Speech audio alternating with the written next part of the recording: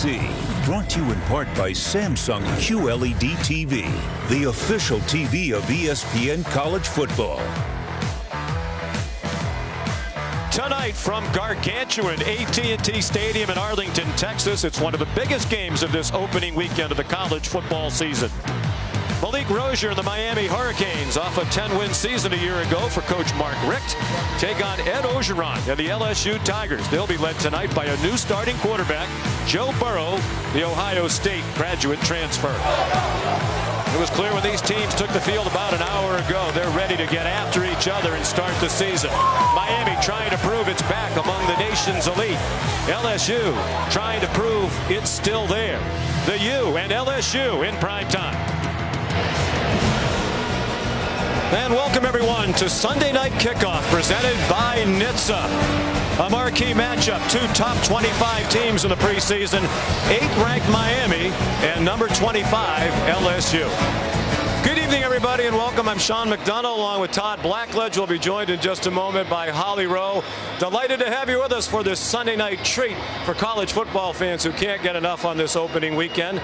Todd, the 10-win season for Miami last year, the first for the Hurricanes since 2003. That's hard to believe. They think they're better this year. They bring back most of that talent. Right. Is the U back?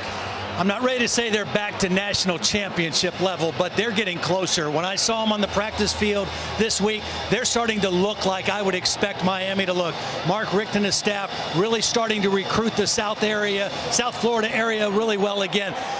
I think they have to be a better team, a more consistent team, particularly offensively this year. They did a couple unique things last year. They were 4-0 in close ball games, and they forced 31 turnovers. You can't count on doing that year to year. I think they're not going to sneak up on anybody. They have to be consistently better. Meanwhile, LSU 9-4 a year ago.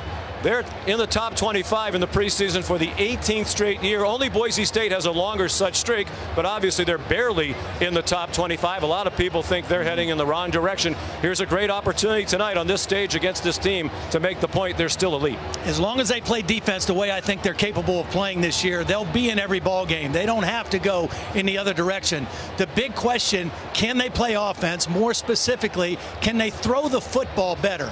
New offensive coordinator, new graduate transfer quarterback. I think this game is more important for LSU tonight than Miami because of what follows with their schedule. Very important for them to get off to a great start. And Miami has the experienced quarterback. Joe Burrow makes his first start for anybody at the college level tonight. More on the quarterbacks in a moment. Miami and LSU coming up. The Nissan pregame rush is next after this message and a word from our ABC stations. Designed.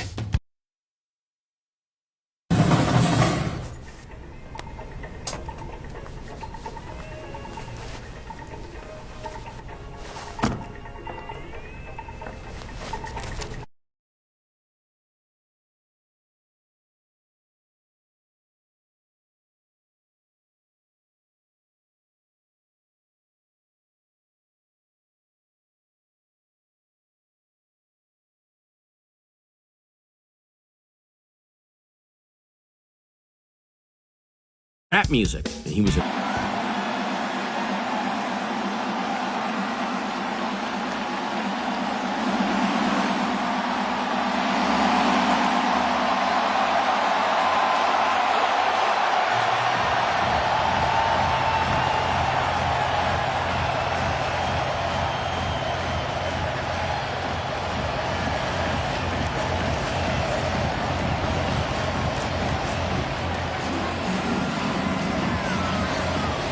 back deep for the kick from Avery Atkins, a true freshman.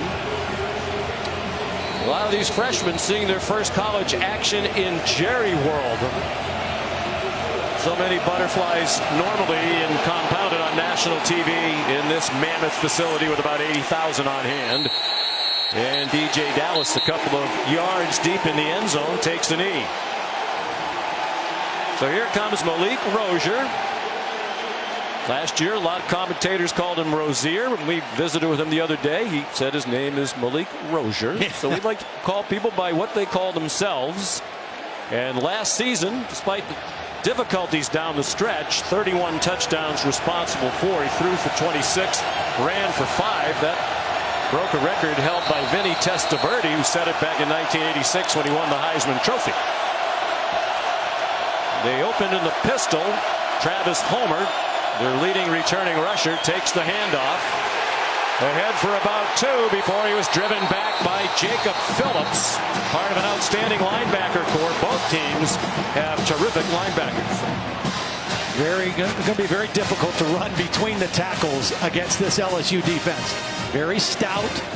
They play a base 3-man front defense. Miami plays a base 4-man front defense. Dave Aranda in his 3rd year as the defensive coordinator. Again, the pistol.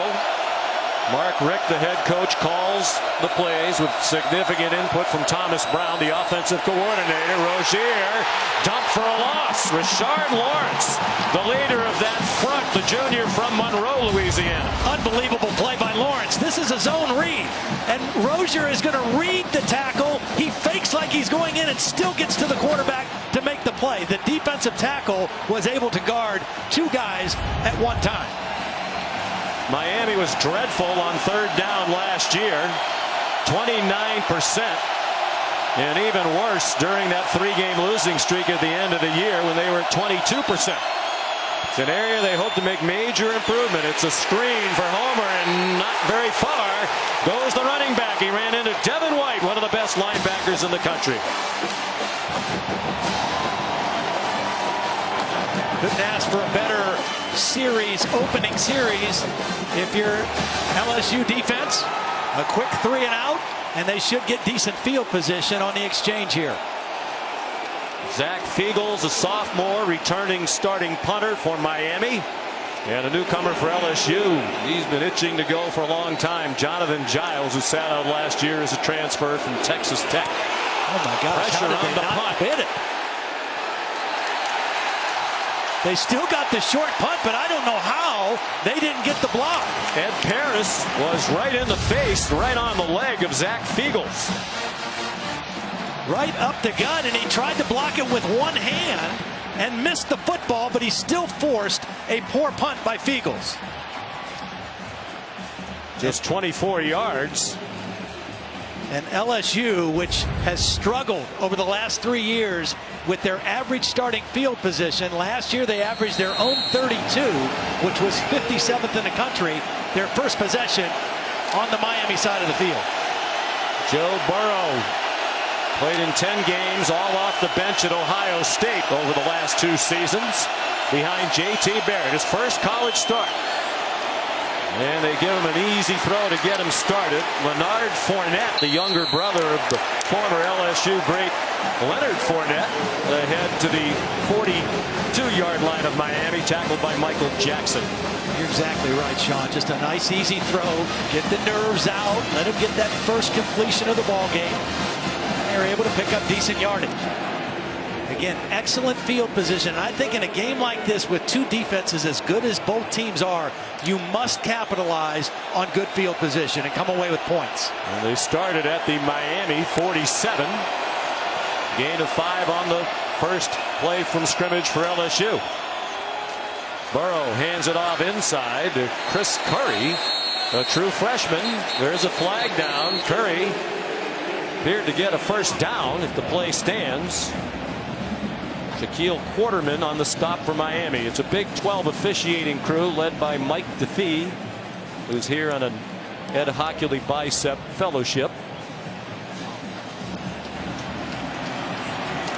Illegal formation. Didn't have enough guys lined up properly. The one thing I was a little concerned with when Holly and I were at practice earlier this week, in their live stuff, in their scrimmage type stuff, too many little motion penalties, procedure penalties, weren't quite as crisp as you would like to see on the week of the game. Yeah, that's a killer. Wipes out a first down, sends them back to 2nd and 10. Burrow, obviously a mature young man. One of the things that Orgeron and the staff liked about him, his leadership skills. When he asked, will you be nervous? He said, hey, I played against the Ohio State defense in practice every day for the last 3 years, and now the LSU defense. I'm not nervous. Chris Curry, a surprise starter Thought we'd see Nick Brissett or perhaps Clyde Edwards-Helaire to start the game in the backfield, but it's Curry, a true freshman out of Lehigh Acres, Florida.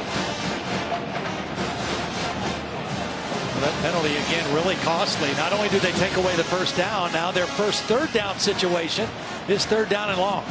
And again, Burrow has to be quick with his decision making and quick with his release of the football.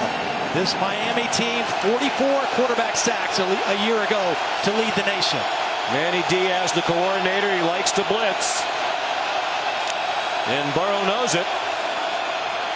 They give him time. He has a man open. They have a first down. D. Anderson. The ball comes out at the end of the play, and Miami has it. Michael Pinkney popped it out. Now, wait a minute now. They might be premature in giving Miami the ball. Their sideline nearest to it erupted, thinking the turnover chain was going to make its first appearance of the year, but the officials. It was a really good read by Joe Burrow, finding the open man. There were three receivers in the area.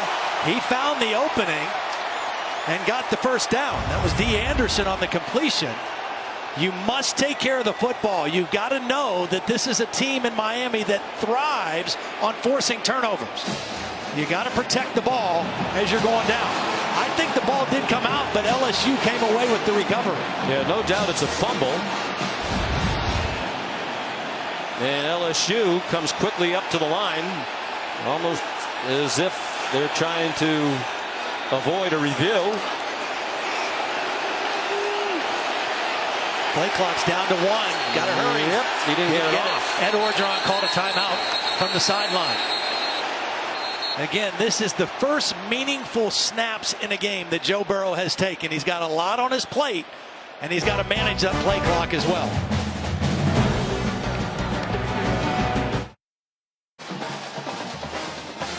It's Manny Diaz, a defensive coordinator. Last year, one of the best things Miami did was force turnovers. Third best in the country. Of course, that birthed the whole turnover chain and so much energy around this Miami football team. And almost got one there. Now, LSU, on the other side, interestingly enough, tied an NCAA record with only 8 turnovers last year, 4 interceptions and 4 fumbles. So that's a key storyline in this game because Miami, that is just a juice play for them. If they can create turnovers, it affects field position, it affects momentum, and it was a big part of their success in 2017. Now we're told with this break that the previous play is being reviewed. Well, I think it's being reviewed for targeting. And the question is, was that the crown of the helmet by Trajan Bandy with forcible contact? The receiver is not a defenseless player. He's a runner with the football. But was that forcible contact leading with the crown of the helmet? Well, let's bring in our rules expert, longtime on the field official, Bill LeMonnier. Bill, what do you think? Well, there's 2 possibilities here. The targeting is one. Secondly, there's no question it was a fumble. Replay won't get involved in recovery because we had a mass of humanity, so they can't determine who recovered the ball. So that call on the field should just be left alone. On this one here, he comes in, no question, crown of the helmet's there. The tough decision for replay is forcible contact. Yeah. And Bill, this was a case where it wasn't called on the field, but the replay booth stopped the action to review it for this call, correct? Exactly. They have the power. I think it started a year ago. They have the ability, if it's not called on the field, they have the ability to make the determination if targeting was made or not. And if LSU had not called the timeout, had snapped the ball. You can review a play until the next legal snap.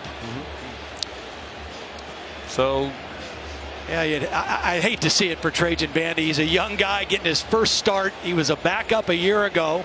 Michael Jackson's the proven starter on one side of the corner. And Trajan Bandy, the sophomore out of Columbus High School in Miami, a very physical, tough, hard-nosed kid. Hoping he can stay in the football game right here. Here's Mike DeFee, the long review. Instant replay was reviewing the previous play. After further review, there was targeting by the defense, number 2. That player has been disqualified. Wow.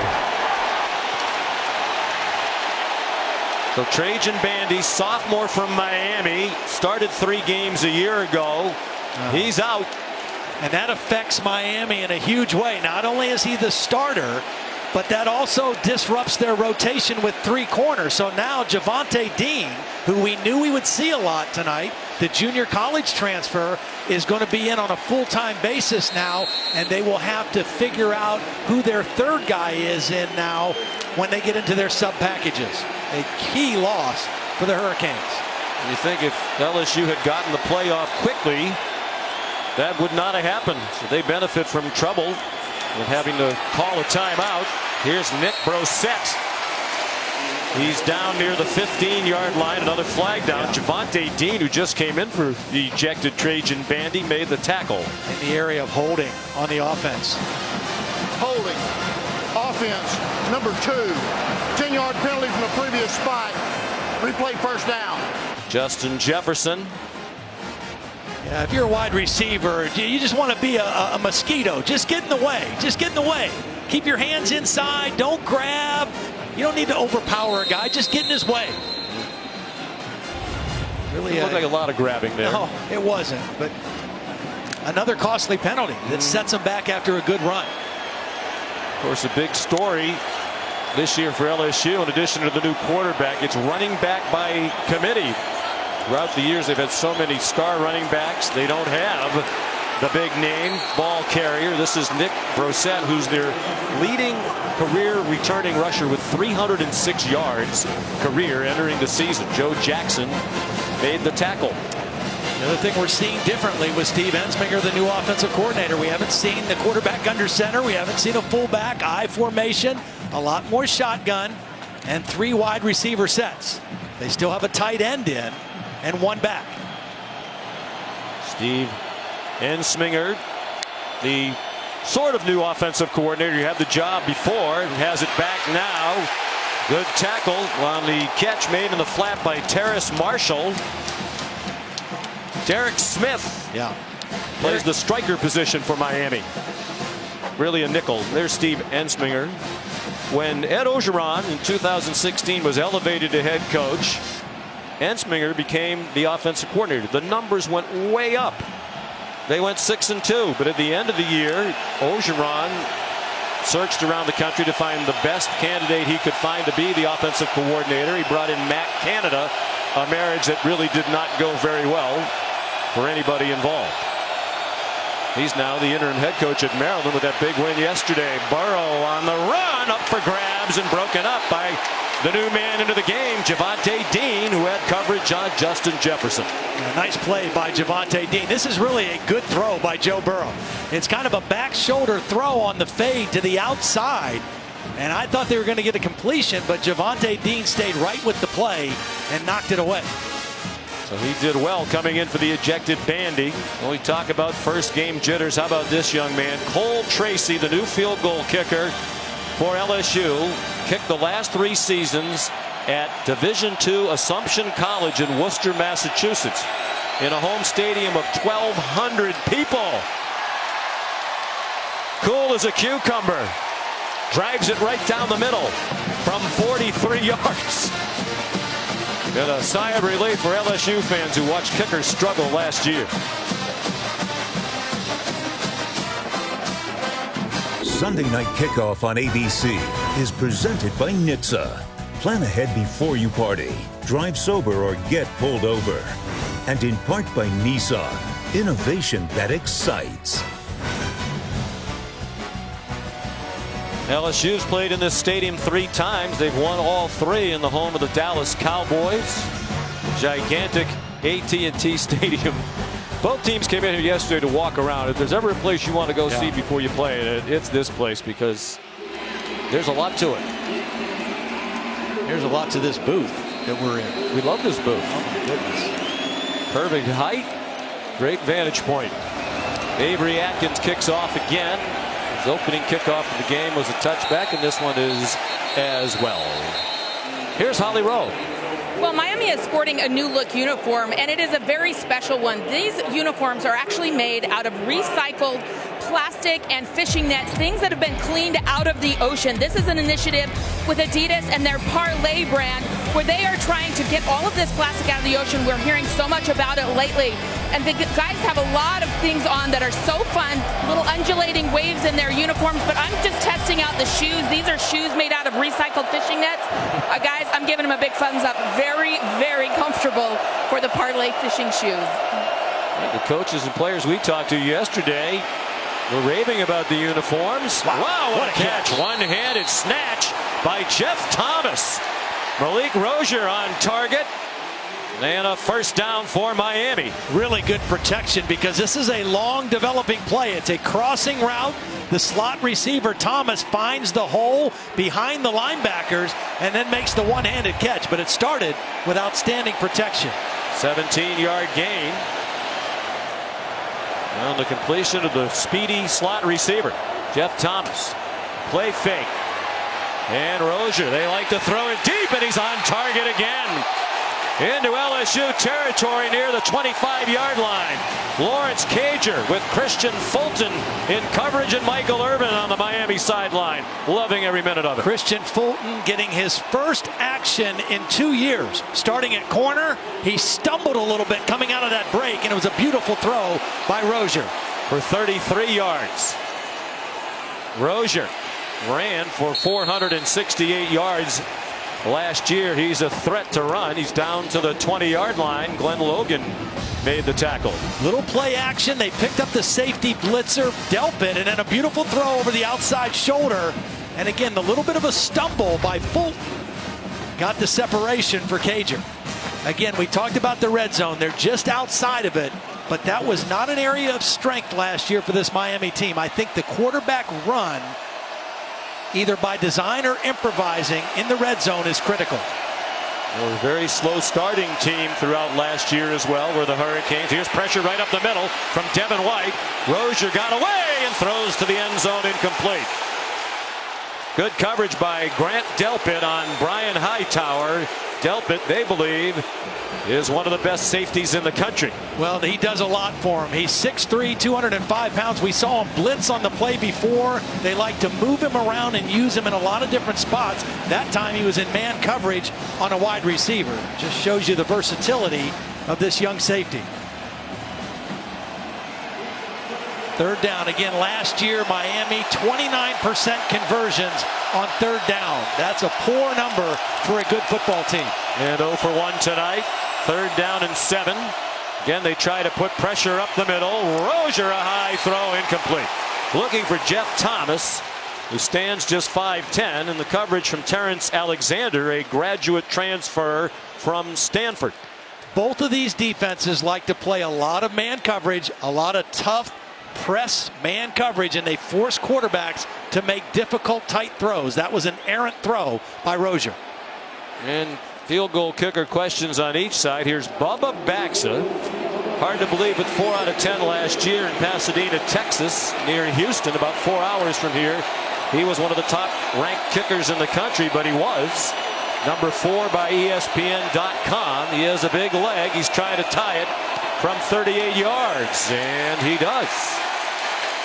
So a great start for the new kicker on each side. 6:49 to go in the first quarter. Miami and LSU tied at 3.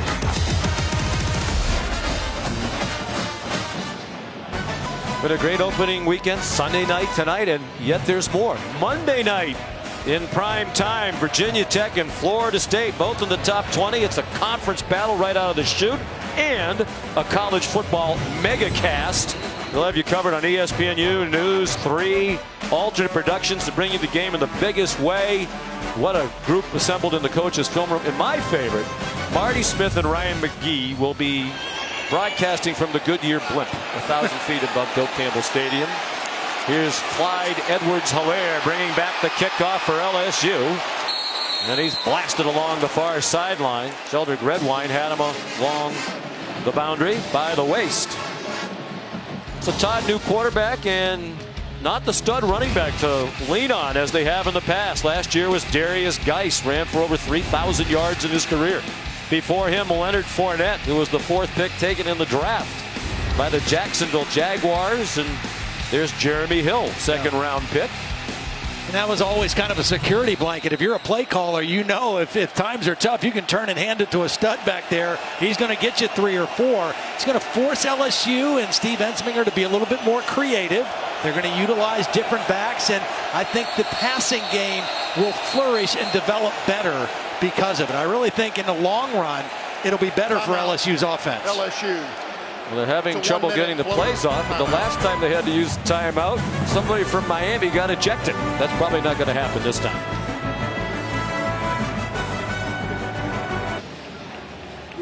We're back in Arlington, Texas. Sean McDonough with Todd Blackledge and Holly Rowe. Miami and LSU tied at 3. 1st and 10 for the Tigers from their own 27 out of the pistol with Joe Burrow, the quarterback. He pulled it down under some duress and lost a yard.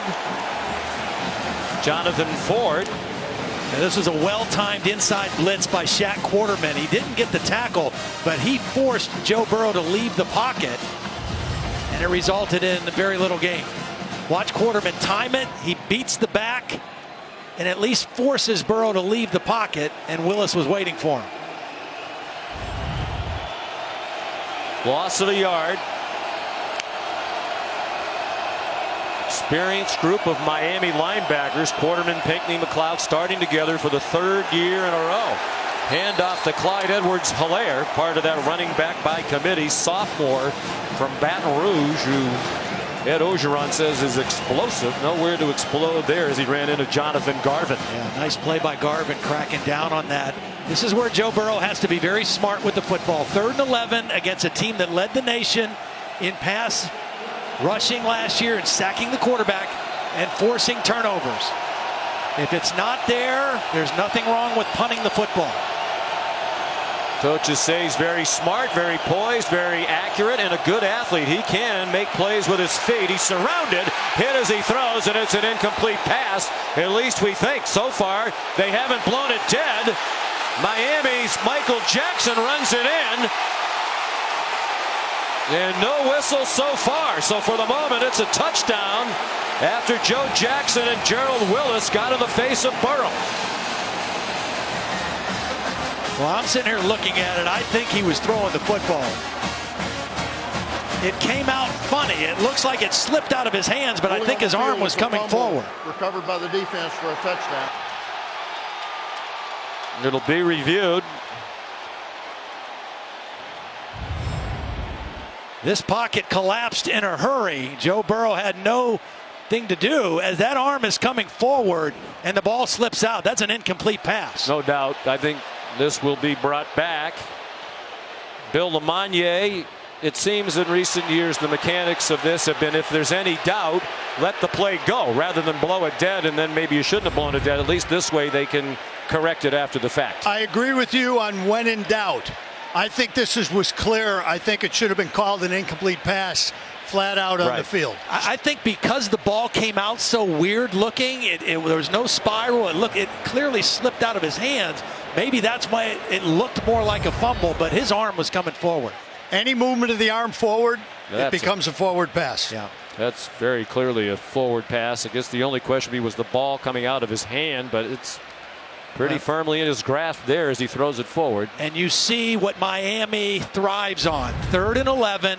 They pin their ears back. Joe Jackson and Jonathan Garvin collapsed the pocket from the ends. Gerald Willis came in with a hit from the inside. You want to avoid as many of those situations as you can against this Miami defense. And as Mike DeFee talks to the replay booth, there is an injured LSU player, Adrian McGee, their starting right tackle, junior from Franklinton, Louisiana. New starter there, started just 1 game last year, was against Auburn, but played in 12. After further review, it's an incomplete forward pass. It's 4th down and 11 at the 26-yard line. Please set the game clock to 5:20, 5:20. You know, Joe Jackson was very efficient last year for Miami, 6.5 sacks, but they think Jonathan Garvin on the other side, who was working against Adrian McGee, they think he is going to have an outstanding year. One of those guys who came to Florida, a big frame, about 220 pounds. He's now over 250. His nickname is Spider. He's a very hard guy to block, particularly when you get him on a 3rd and 11 kind of situation. So now a punt from Zach Von Rosenberg. DJ Dallas back deep for Miami. Von Rosenberg, 27 years old. Spent 6 years in minor league baseball as a pitcher, retired from baseball and walked on to the LSU program. Punted for them last year. Beautiful. Dallas makes a fair catch. Right on the numbers. Nowhere for Dallas to go. A very dangerous returner, but you pin him right there on the numbers. He's got a fair catch. 45-yard punt. This season, for every field goal and extra point made by participating universities, All-State will make a contribution to the university's general scholarship fund. So thanks again to All-State. Miami, neither team really able to run the football. Got to try to find some ways to create some space in your running game so it's not all on the quarterback, Malik Rozier. Pretty good series the last time they had the football. A couple big quick completions on the first 2 plays. Miami is 1 yard rushing. LSU has 2. Pressure off the corner. Rozier just did dump it off. DJ Dallas bounces off a hit and runs out of bounds with a first down at the 43-yard line of Miami. Good composure by Rozier. It was a safety blitz by Grant Delpin, and watch Rozier know it's coming and just wait to the last minute to slip this screen out to DJ Dallas. He didn't panic, and he showed composure, and they got a big play out of it. 13-yard play, and the officials have stopped the play for an injured LSU player. John Battle, starting safety, senior from South Florida. He knows a lot of these Miami players. One of his best pals is Jaquan Johnson, the All-American safety for Miami. One thing I would expect to see Miami try to do, maybe right on this play, or at least in this series, is get the football in the hands of Amon Richards. He was their key guy, got hurt last year, was not healthy. He's the most dynamic guy they have on their offense. They need to get his hands on the football here soon. Number 82. After the play fake, a bullet thrown by Rozier to the 50-yard line to Mike Harley, sophomore from Fort Lauderdale, tackled immediately by Kerry Vincent. Now that little play action that Miami is using right now, the run is not a real threat, but it's just buying enough time for Rozier, and it's an extra blocker in there by keeping that back in after the fake. Rozier was the starter a year ago, but they reopened the competition in the spring and summer camp. He won the job back again over some younger quarterbacks. DJ Dallas up the middle. Kaylavon Chason made the tackle for LSU, but it's a first down for the Canes at the 44 of LSU. Really nice block by the right guard, Hayden Mahoney, on that play. Probably the best running play we've seen so far from the Hurricanes.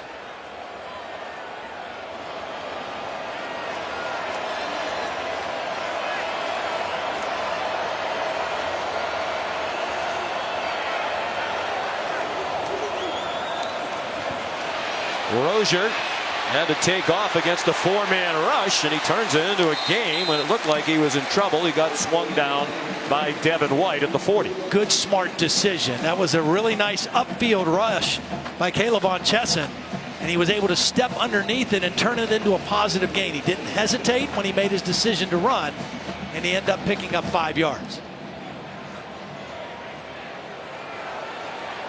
Malik Rozier came to Miami as a dual sport athlete, wanted to play baseball and football, played 1 year of baseball, was a reserve outfielder.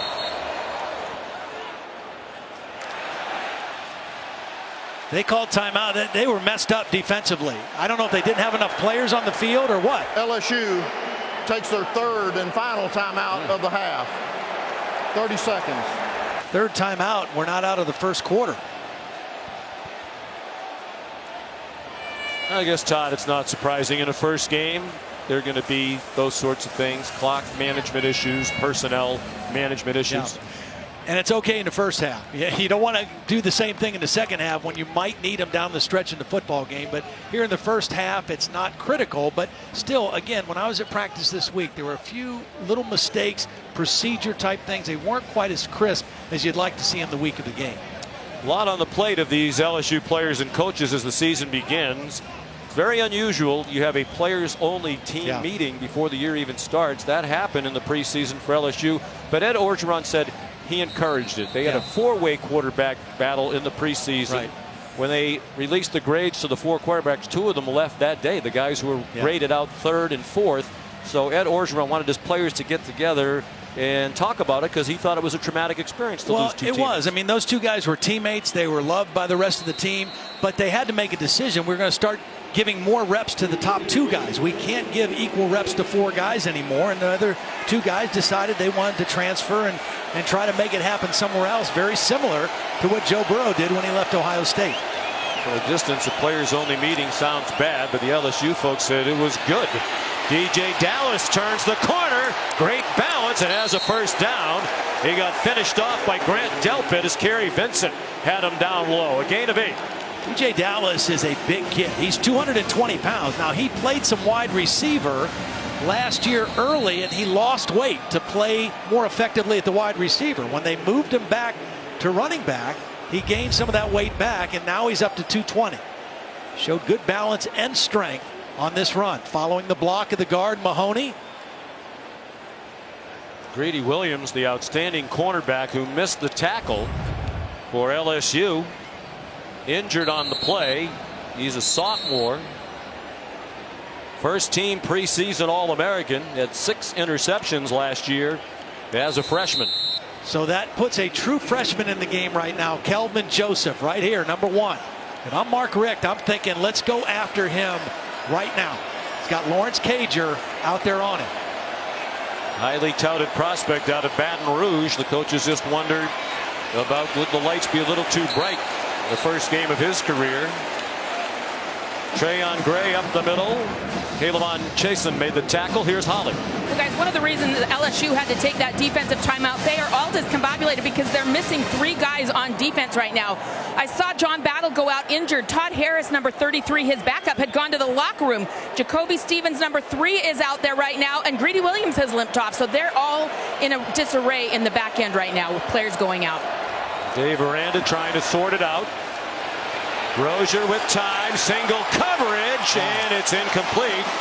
Intended for Amon Richards. As Todd said, they'll try to find ways to get it to him. They think he's the most dynamic player on their offense. Christian Fulton, the coverage. Beautiful coverage. He's reading the eyes of the receiver. As soon as he sees those eyes go up to the football, he rips that arm up through. He gets his head around and rips that right arm up through and is able to knock the ball away. Beautiful coverage on the sideline by Fulton. They didn't expect to have this season. A couple of weeks ago, he was suspended, but then reinstated. We'll have more on that as we go along. They love to throw it deep. They do again, and that one's out of bounds in the direction of Lawrence Cager.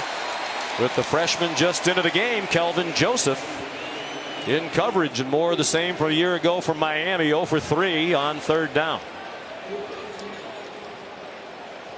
Well, one of the areas that Malik Rozier, as good as some of his numbers were last year, when they threw the ball down the field, he wasn't very accurate. His percentage was pretty low.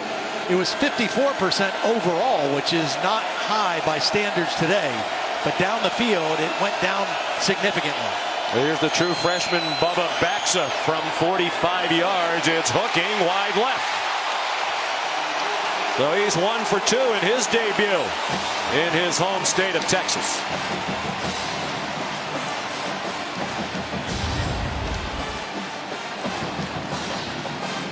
Snap and hold look good, just hooked it.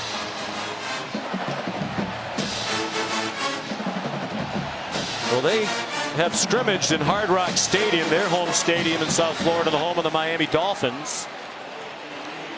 And the first time they scrimmaged in there, Bubba Baxa didn't fare very well. He said he was a little thrown by being in a huge NFL stadium.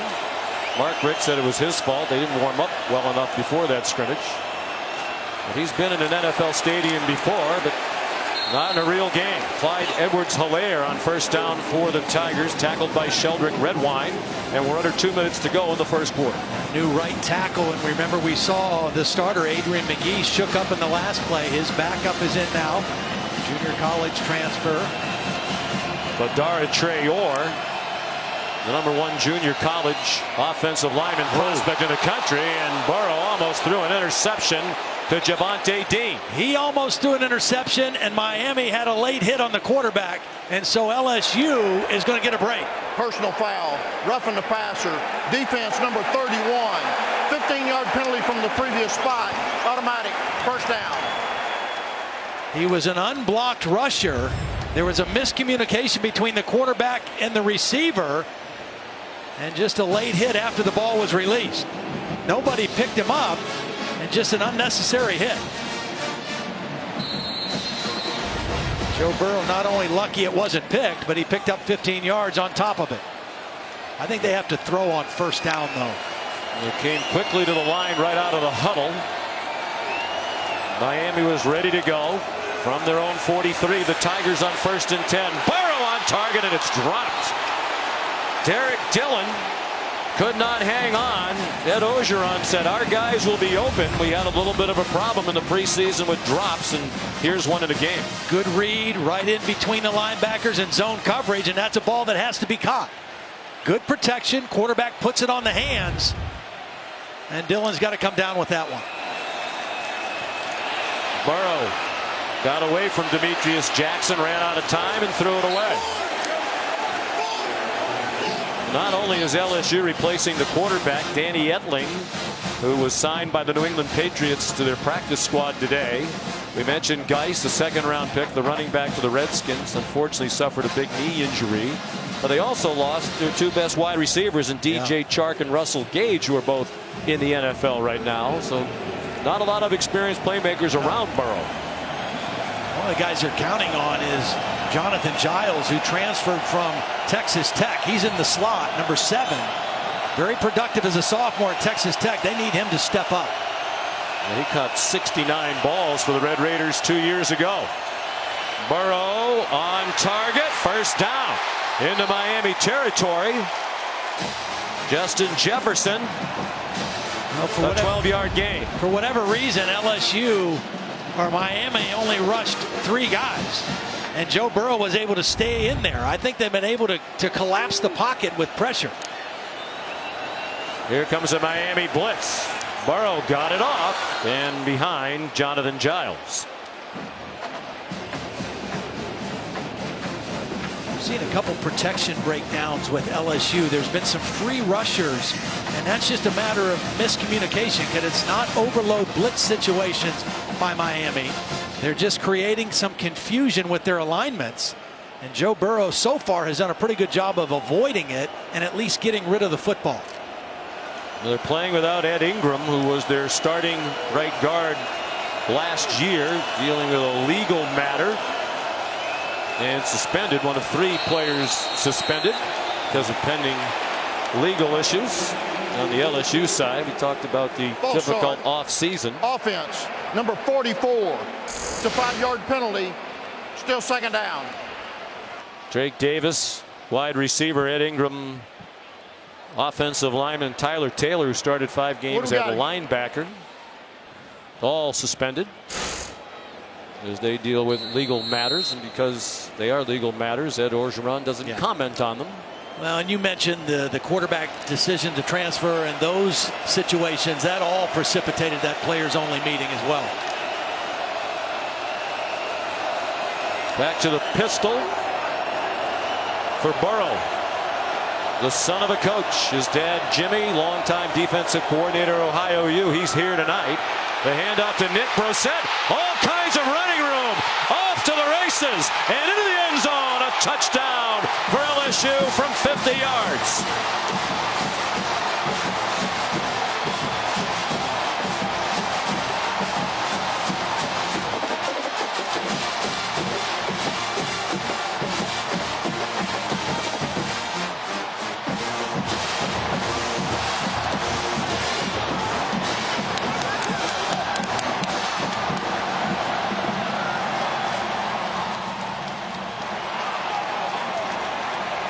Brossette in high school ran for 141 touchdowns, the state record by a mile. 118 had been the record by Kenny Hilliard, went on to play at LSU. But now Brissett, a senior, just scored his first touchdown as a college player as a senior out of University High School in Baton Rouge. Perfect call by Steve Ensminger against that Miami defense. Extra point up and good from the former Assumption Greyhound, Cole Tracy. Watch the defense. Jaquan Johnson is going to blitz from here. Watch the guard pick up the linebacker. Watch the other guard pick up the safety, and this linebacker fell too far outside. The perfect call against this defense, and downfield blocks by the two guards spring the running back for an easy touchdown for LSU.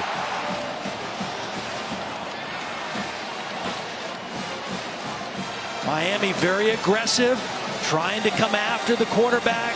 They got caught in the blitz that time, and it turned into a big running play for the Tigers. By Brissett. With that run, had more than half as many yards as he had all last season, backing up Darius Geis. He rushed for 96 yards all of last year. He is their leading returning rusher. Damian Lewis, the right guard. Garrett Brumfield, the left guard. Outstanding blocks at the second and third level of that Miami defense on that play.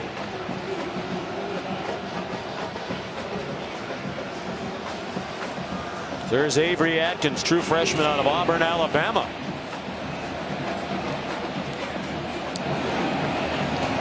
Jeff Thomas and DJ Dallas back deep.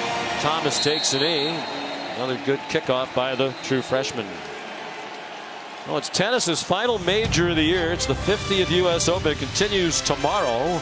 Among those in action, Roger Federer, Novak Djokovic, and Maria Sharapova. Don't miss the round of 16 matches on ESPN2 at 11 a.m. Eastern Time tomorrow, followed by our primetime coverage at 7. I watched a lot of the tennis today. Yeah. Rafael Nadal had a terrific match. Serena was fun to watch as always. Love the tennis. Yeah. Are you a player or just like to watch? That was my sport when I was a kid. Okay. Now you're a golfer. My modesty prevents me from saying I was a ranked junior player in New England. If I was immodest, perhaps I would say that. Humility being one of my greatest strengths, I'm not going to bring that up. Amon Richards made the catch for Miami and almost got a first down, just inches shy of the yard line to make. We're coming toward the end of the quarter.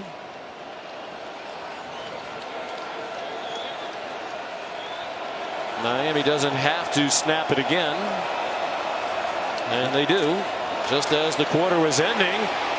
Good decision on the read by Rozier. He has the first down and more, but there is another flag back at the 36-yard line.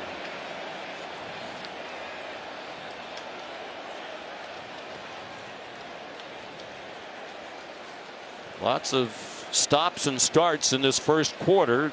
This is an accepted penalty. It'll be the 6th, 3 against each team. Holding offense number 78. It's a 10-yard penalty from the previous spot. Replay second down. We'll have one untimed down. Tyree St. Louis got caught with his left hand. Watch at the end of this play. The left hand just going to grab the jersey of Michael Divinity, and that's where the penalty occurred. That's costly. You run that play with 1 second, you might as well let the timeout and get to the sideline. Instead, they back themselves up. Talented young offensive line behind some of these veteran starters. They'll transition to some of the most highly recruited linemen in the country when guys like St. Louis are done. Rozier in a double coverage, looking for Cager. Greedy Williams back in the game. That's the end of the first quarter. After being dinged up not long ago, still twisting that right arm around as if there's something wrong. End of the first quarter. LSU leading Miami 10-3. Sunday night kickoff presented by NHTSA. We'll continue after this message and a word from our ABC stations.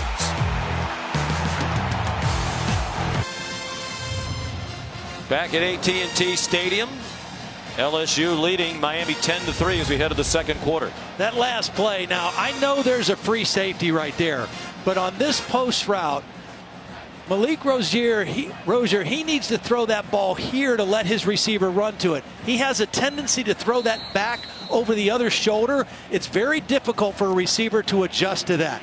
Yes, there's a free safety there, but let your guy run to the football. And Mark Richt told me that's the one route that he has a little bit of problem throwing down the field and not leading him back towards the middle where the guy can run to it. Third down and 11 on the first play of the second quarter. And they still cannot convert a third down. Brian Hightower, the catch, got close to the marker but didn't quite get there. A couple of yards short. An incomplete pass. And now they're waving it off for an incomplete pass. Well, with Christian Fulton in coverage. Yeah, third and long, and they played zone. They normally play man, but they played zone and forced the underneath throw and then made the tackle on the line at the sideline. But it was incomplete anyway. So they're 0 for 4 on third down. After a 2 for 10 in the Orange Bowl against Wisconsin and a 3 for 16 in the ACC title game against Clemson. Hoping for improvement, haven't experienced it so far yet on third down. Here's Zach Fiegels, the son of the great Jeff Fiegels, Miami alum, 22-year outstanding punter in the NFL. He's here tonight. He didn't like that one from his offspring. Short kick out of bounds at the 42-yard line. Now let's take a look at two more in a jiffy, brought to you by Jiffy Lube. Well, we talked about Joe Burrow being the son of a coach. He is going to see this safety, Jaquan Johnson, show blitz. And when he sees that, he's going to change the play. He's changing it to a run away from the safety blitz. And it just so happened they caught Miami perfectly in the movements and the blocks downfield. And instead of just going from a bad play to a good play, they went to a touchdown. They go under center on 1st and 10. Here's Chris Curry sliding out across the 44. Gain of 2. Joe Jackson on the tackle for the Canes. Darrell Traore is still in at that right tackle position for Adrian McGee. That was a battle in the summer camp. Traore, number 74, mammoth, 6'7", 323 pounds, out of Hyde Park, Massachusetts, great city of Boston. Quick pop to Justin Jefferson, and he's dumped by Jaquan Johnson after a gain of 2 more. You see why Jaquan Johnson, even though he's not built like your prototypical free safety, he plays much bigger than his size suggests. Very sure tackler, 96 tackles a year ago, and that was just form tackling out in space on a very nifty wide receiver. He was their leading tackler last year. They bring their top 5 tacklers back from that excellent defense of a year ago. Third down and 6, 13.5 to go till halftime. Burrow being chased to the sideline, cuts it up the field and gets within a yard of the first down. Michael Jackson the stop, and Ed Orgeron has a decision to make on 4th down and 1 just across midfield. Well, he's bringing heavy personnel in. He's not taking long to make this decision. Wouldn't be surprised to see the quarterback under center and maybe even go to a long count here and see if they can draw Miami off sides. Well, he said let's go if you read his lips, so I think they're not just going to line up and try to draw him off. I think they're going to do it. Torrey Carter is in at fullback in front of Nick Brossette. They are running out of time. They snap it with 1. Brossette dodged some traffic behind the line of scrimmage and just did get the first down.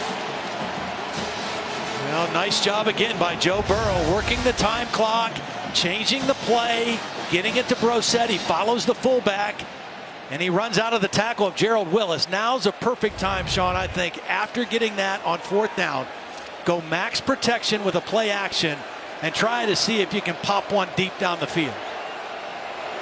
Brossette, the lone back. Carter, the fullback, lined up at the end of the line, trying to lead the way for Brossette, who got knocked forward to the 43 of Miami. 12 minutes to go in the half, and LSU leading 10-3 in the first meeting between these two schools since the 2005 Peach Bowl, which the Tigers won in a rout 40-3. It was an ugly night for Miami. Really nice block on that play by Foster Moreau, the tight end wearing that number 18, that coveted number 18 jersey for LSU, leading the way on that play. Chris Curry ran into Willis, and Willis didn't miss that time. Curry tried to bounce away, and Scott Patchen made sure he did not. Very good first step quickness. Here's Willis. He's just going to step to the outside. The tackle doesn't get the block on him. That looks like a miscommunication up front. You don't want to turn that guy loose. He's the most disruptive guy on the inside of that Miami defense. A New Orleans native, and made a big play there. Played 1 year at the University of Florida, did Willis. 3rd down and 10. Burrow after a short set, throw behind the receiver. Nice catch made by Giles. Great effort after the catch by Giles. So get within about a yard of the first down. Al Blades made the tackle. Well, they did it once. Why not do it again? 4th and short. Last time Joe Burrow tried to survey the defense and see where the opening of the soft spot appeared it would be. Brissett, the running back. There's the free one there. Burrow with the hard count, got some movement. Then they snapped it, lost the ball, but there were already flags down. Now that's one where Joe has to have his hands ready all the time, because you tell the center, as soon as you feel somebody get into the neutral zone, you go ahead and snap the football. And in the event that they don't make that call, the quarterback has to secure the snap. Offside. Defense, number 94. 5-yard penalty. Yardage results in the first down. Tito Odenigbo, graduate transfer from the University of Illinois. He gives them some much needed depth up front. With so many plays and offenses with the quarterback in the shotgun, the snap count is so underutilized anymore. But when you get under center and you can vary your snap count and use your voice inflection, it's a great way to steal yardage. They are now in field goal range. Burrow under pressure, threw it away, with Demetrius Jackson coming on quickly. Ed Orgeron was thrilled to wind up with Burrow. Burrow went through spring practice at Ohio State. He was a very highly recruited player out of Athens, Ohio. He's Mr. Football in Ohio, but waited for 3 years. Then in the spring competed with Dwayne Haskins. We saw yesterday with Dwayne Haskins. Hard to argue who won that battle. And he said, Joe told us, the coaches told me he would still be up for grabs in the fall, but I could see the writing on the wall. He decided after talking to his dad, it was time to transfer out and get a chance to play. Here's Brissett. Manny Diaz, the defensive coordinator, said LSU will check your oil up the middle every now and then, and they've done it effectively. This is just power. Block down, watch the right guard, Brumfield, come up and lead the way through. Just straight north-south running. Burrow has them up quickly, has a man caught at the pylon. Jamar Chase.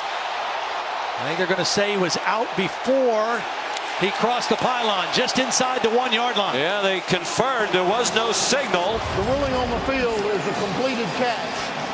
First down.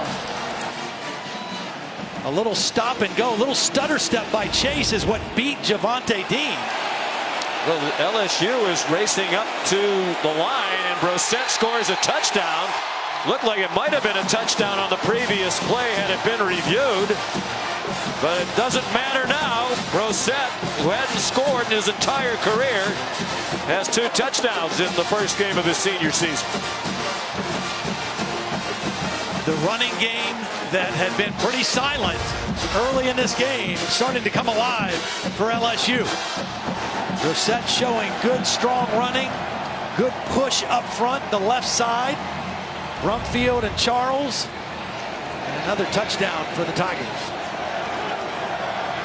11-play, 58-yard drive. LSU sharp in this opening half of the season. Here's Cole Tracy, who didn't miss an extra point. 67 attempts at Assumption last year for Coach Bob Chesney, right down the middle. Yeah, I think you're right. I think they might have, if they'd have taken a look at this, it might have been for a touchdown. But I think LSU felt like the Miami team was deflated and just wanted to line up and pound it right at them. And they got the touchdown anyway.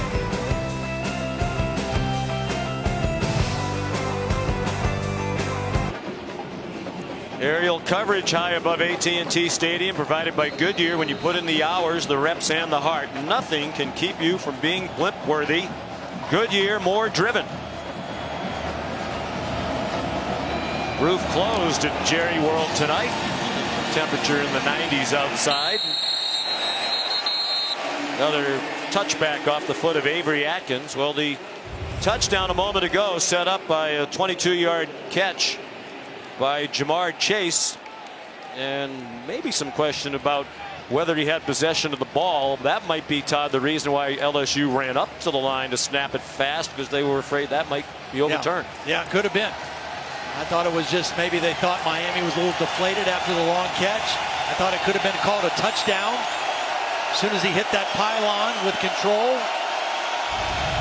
Nevertheless, they got the touchdown. Yeah, Bill Lamagnier, our rules expert, thought it was the correct call of a catch. Great view from the progressive pylon cam. First time we've said that this year. We're still not quite in midseason form yet either. DJ Dallas, the ball carrier, and Devin White made the tackle. So far, so good for the new LSU quarterback. Can the veteran, returning starter Malik Rozier, get Miami going? So many similarities to last year, Todd. Slow starting offense, dreadful on third down. Offense, number 55, moving prior to the snap, 5-yard penalty, second down. And now 5 Miami penalties. This one against Navon Donaldson, who's moved from guard to tackle this year. One of the reasons that I don't think Miami is quite ready to be back to that national championship level is I don't think they have a dominant offensive line. I think when their teams were great, they had the same kind of defense and speed, but they had a dominant offensive line as well. They don't quite have it. I think they will. I think they got some really good young talent, but they don't have the ability right now to control the line of scrimmage. And we're seeing that in the early part of this game. They have 3 true freshman offensive linemen who are backups who they think are going to be stars. Rozier runs across the 30. Cleveland Reed, John Campbell, DJ Scape, all very highly recruited offensive linemen. And Mark Richt said, when they're ready to go, we will be a dominant offensive line. And I think then that doesn't put all the pressure on your quarterback, and it doesn't put you in as many difficult third down situations because the run is always a threat. Now, this is a manageable third down where run is just as effective as a pass. It's a run with DJ Dallas. And they're 0 for 5 on third down. Rashard Lawrence stopped him a yard short of the line to make. This is an elite level LSU defense. I really think this is the best defense that Miami will play all season unless they make it back to the ACC championship game and play Clemson again. They have a similar defense, but this LSU defense is outstanding. They've got star players at all 3 levels of the defense. Here's Zach Fiegels to kick it to Jonathan Giles. Another short, wobbly punt, end over end and out of bounds along the near sideline. Last one looked similar, went 34 yards. They're going to spot this one at the 44-yard line. A punt of 22.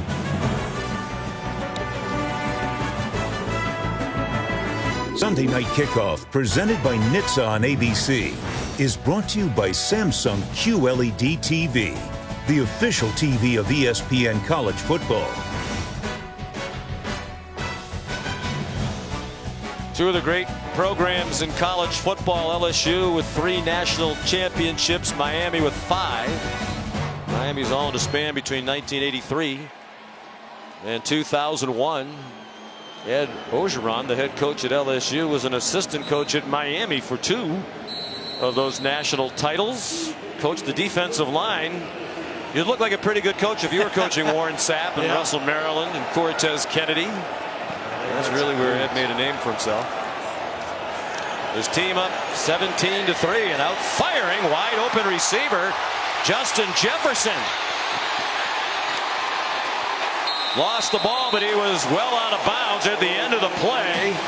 Burrow on target for 37, much of it on the run. Really good pass protection. Because of the motion, they weren't able to press cover on Jefferson. He had off coverage. The corner had outside leverage, and that in route was an easy throw and catch for Burrow. But it started with excellent protection and a nice first down throw. And I think this is a critical possession for the Miami defense. They have got to make something happen here because their offense is struggling. And Burrow really managing the line of scrimmage several times like a seasoned veteran. See, that's a guy who's got a dad for a coach. I'm telling you. Offside. Defense, number 93. 5-yard penalty. First down. I thought it was interesting. Manny Diaz described Joe Burrow. He says he grew up in the game. His dad being a defensive coordinator, not an offensive coordinator, but a defensive coordinator. He knows little things to do that disrupt the defense. And that was a big play. 1st and 5. Already up by 2 touchdowns with 6.5 to go in the half. Some missed tackles and a tough run. Clyde Edwards-Helaire. First down inside the 10. 7-yard gain. I think Miami was going for a strip there. Instead of just making a tackle in the hole, they were trying to rip the football out. They're feeling a little sense of desperation, I think. And LSU capitalized with a good, strong run inside. Well, the defense scuffled at the end of last year as well. Obviously, some of that hand in hand with the difficulty the offense had. Here's Edwards-Helaire inside the 5. Tackling certainly hasn't been very good on the Miami side. Shaquille Quarterman managed to get Edwards-Helaire to the turf. I think the difference in this ball game in the first half right now is the offensive line of LSU is having their way much better than the Miami offensive line. The new starter at center, Lloyd Cushenberry. Edwards-Helaire stopped by Jaquan Johnson. 3rd down and goal for LSU as we go under 5.5 minutes to go in the first half. LSU now up to 83 yards rushing here in the first half. Not huge numbers, but enough to have excellent balance. They have better balance in their offense right now than Miami does. It wasn't necessarily a popular decision in Louisiana when Ed Orgeron put Steve Ensminger back as offensive coordinator, but the results speak for themselves. Burrow hit as he throws, and it is incomplete. Diving catch made by Jefferson, but apparently out of bounds. Well, just a nice job getting rid of the football by Joe Burrow. 4th down. Shaq Quarterman was pressuring and forcing the throw and avoiding the sack was an important play right there by Joe Burrow. Make this a more reasonable field goal opportunity. For Cole Tracy, native of Southern California, went nearly 3,000 miles to kick at Division II Assumption College. The ruling on the field is an incomplete pass. That plays under further review. If they give him the catch, it might be a 1-yard gain. It wasn't a touchdown. You mentioned earlier the problems as we take a look at the replay. There you see Burrow just getting rid of the football, avoiding the sack. Jefferson trying to work back to the ball.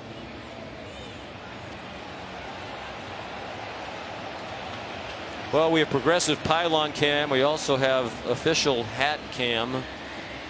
I'd say he had a pretty good look at it. And it looks to me like when the catch was made, both feet were off the ground. Does hat cam have a sponsor? The pylon, progressive. Maybe, this is a great advertising opportunity for some company. Sure. I think hat cam could be the wave of the future. Should we bring in Bill Lamagna? Bill, what say you, my friend? I have the same thing you had. At the time, it may have initially hit his hand when his foot was down, but it was in a bobble mode. He's off the ground in the air. He comes down with the ball out of bounds. This is an incomplete pass.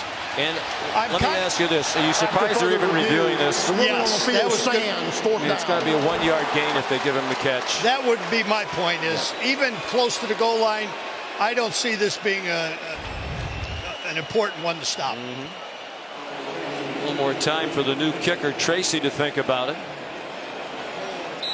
Kicked for 3 years in a field at Assumption College called Multi-Sport Stadium, and if you see it, it was a multi-sport stadium. Men's and women's soccer, lacrosse, the field hockey team, they all played out there with 1,200 seats. He's in Jerry World tonight, and he hasn't missed. That's good from 21. Great start to the year for the LSU Tigers.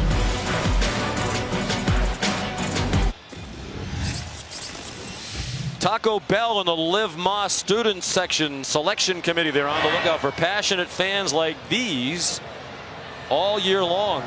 No more passionate fans than what they have in Tiger Stadium in Baton Rouge. Yeah. That's not the loudest stadium in the country. I don't know what's louder. Such a cool place too. Just being down there this week, even though there wasn't a game, just looking out and seeing that stadium at night, it's just spectacular. Freshman Avery Atkins doing a nice job. That's another touchback. Here's Holly Rowe. Well, guys, for Miami to get going, Malik Rozier has to have a better game. Coach Rick told us last year that he was frustrated with how the quarterbacks were taking this too seriously. He said, I shouldn't care more about their performance than they do. And by all accounts, Malik Rozier has been different this spring. He's told us he's completely revamped his preparation. He's totally revamped his leadership. Watched a ton of game film to get ready for this moment, but he's got to come alive against this very good LSU defense and do it quickly if his preparation is truly different. I think, Holly, he needs some help from the offensive line. I think it starts up there. They're having a difficult time with this front seven of LSU. A very talented LSU defense. Good work by Travis Homer. Looked like he was doomed behind the line of scrimmage. He kept it alive and ran for a first down out to the 42-yard line. Tackled by Grant Delpin. I mean, Rozier right now is at 50%, 6 of 12. He hasn't made a critical mistake. He's had trouble on third down, but their inability to control the line of scrimmage has been their biggest problem. That was an excellent run on that first down play. And LSU brings pressure off the corner. It's deflected and intercepted. This is going to be a touchdown for Jacob Phillips.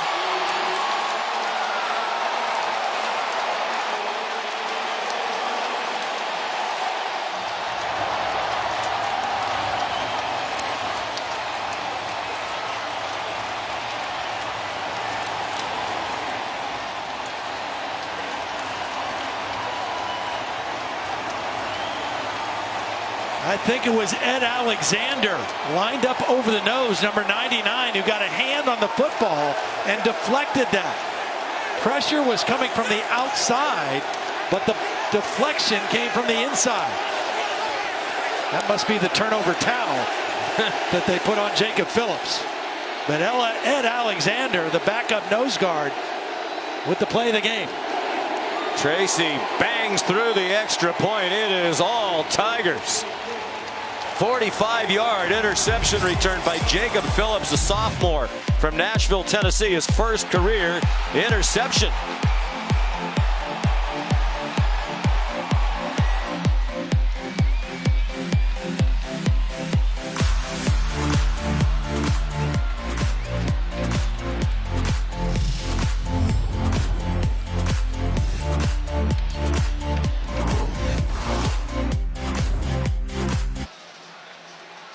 Friends, you can stream college football all season long on ESPN Plus. So start your free trial today by downloading the ESPN app or visiting ESPNplus.com. The ESPN app came around. It was one of the greatest things ever for sports fans. I think everybody watching this tonight, or a lot of them have it. You want ESPN Plus too. Here's what Malik Rozier saw. Corner blitz. That said he was going to throw hot. But this linebacker, Jacob Phillips, is just baiting him. He's not going man-to-man, and he's not blitzing. He's dropping right under the hot route. Rozier doesn't see him. He had an open receiver out wide, but that was baiting the quarterback with the corner blitz to throw hot right into the teeth of your defense. Critically important possession here for Miami. Just trying to stay in the game with 4:20 to go till halftime. Down by 24. They throw it to the perimeter to Darrell Langham, and he gets 8 on first down. Nice block by Lawrence Cager. He's a big wide receiver blocking on the perimeter. 6'5", 220 pounds, and that's why that little bubble screen worked, because of the nice block by Cager. 2nd and 2. they do well to pick up the first down here because they still can't convert a third down. 0 for 5.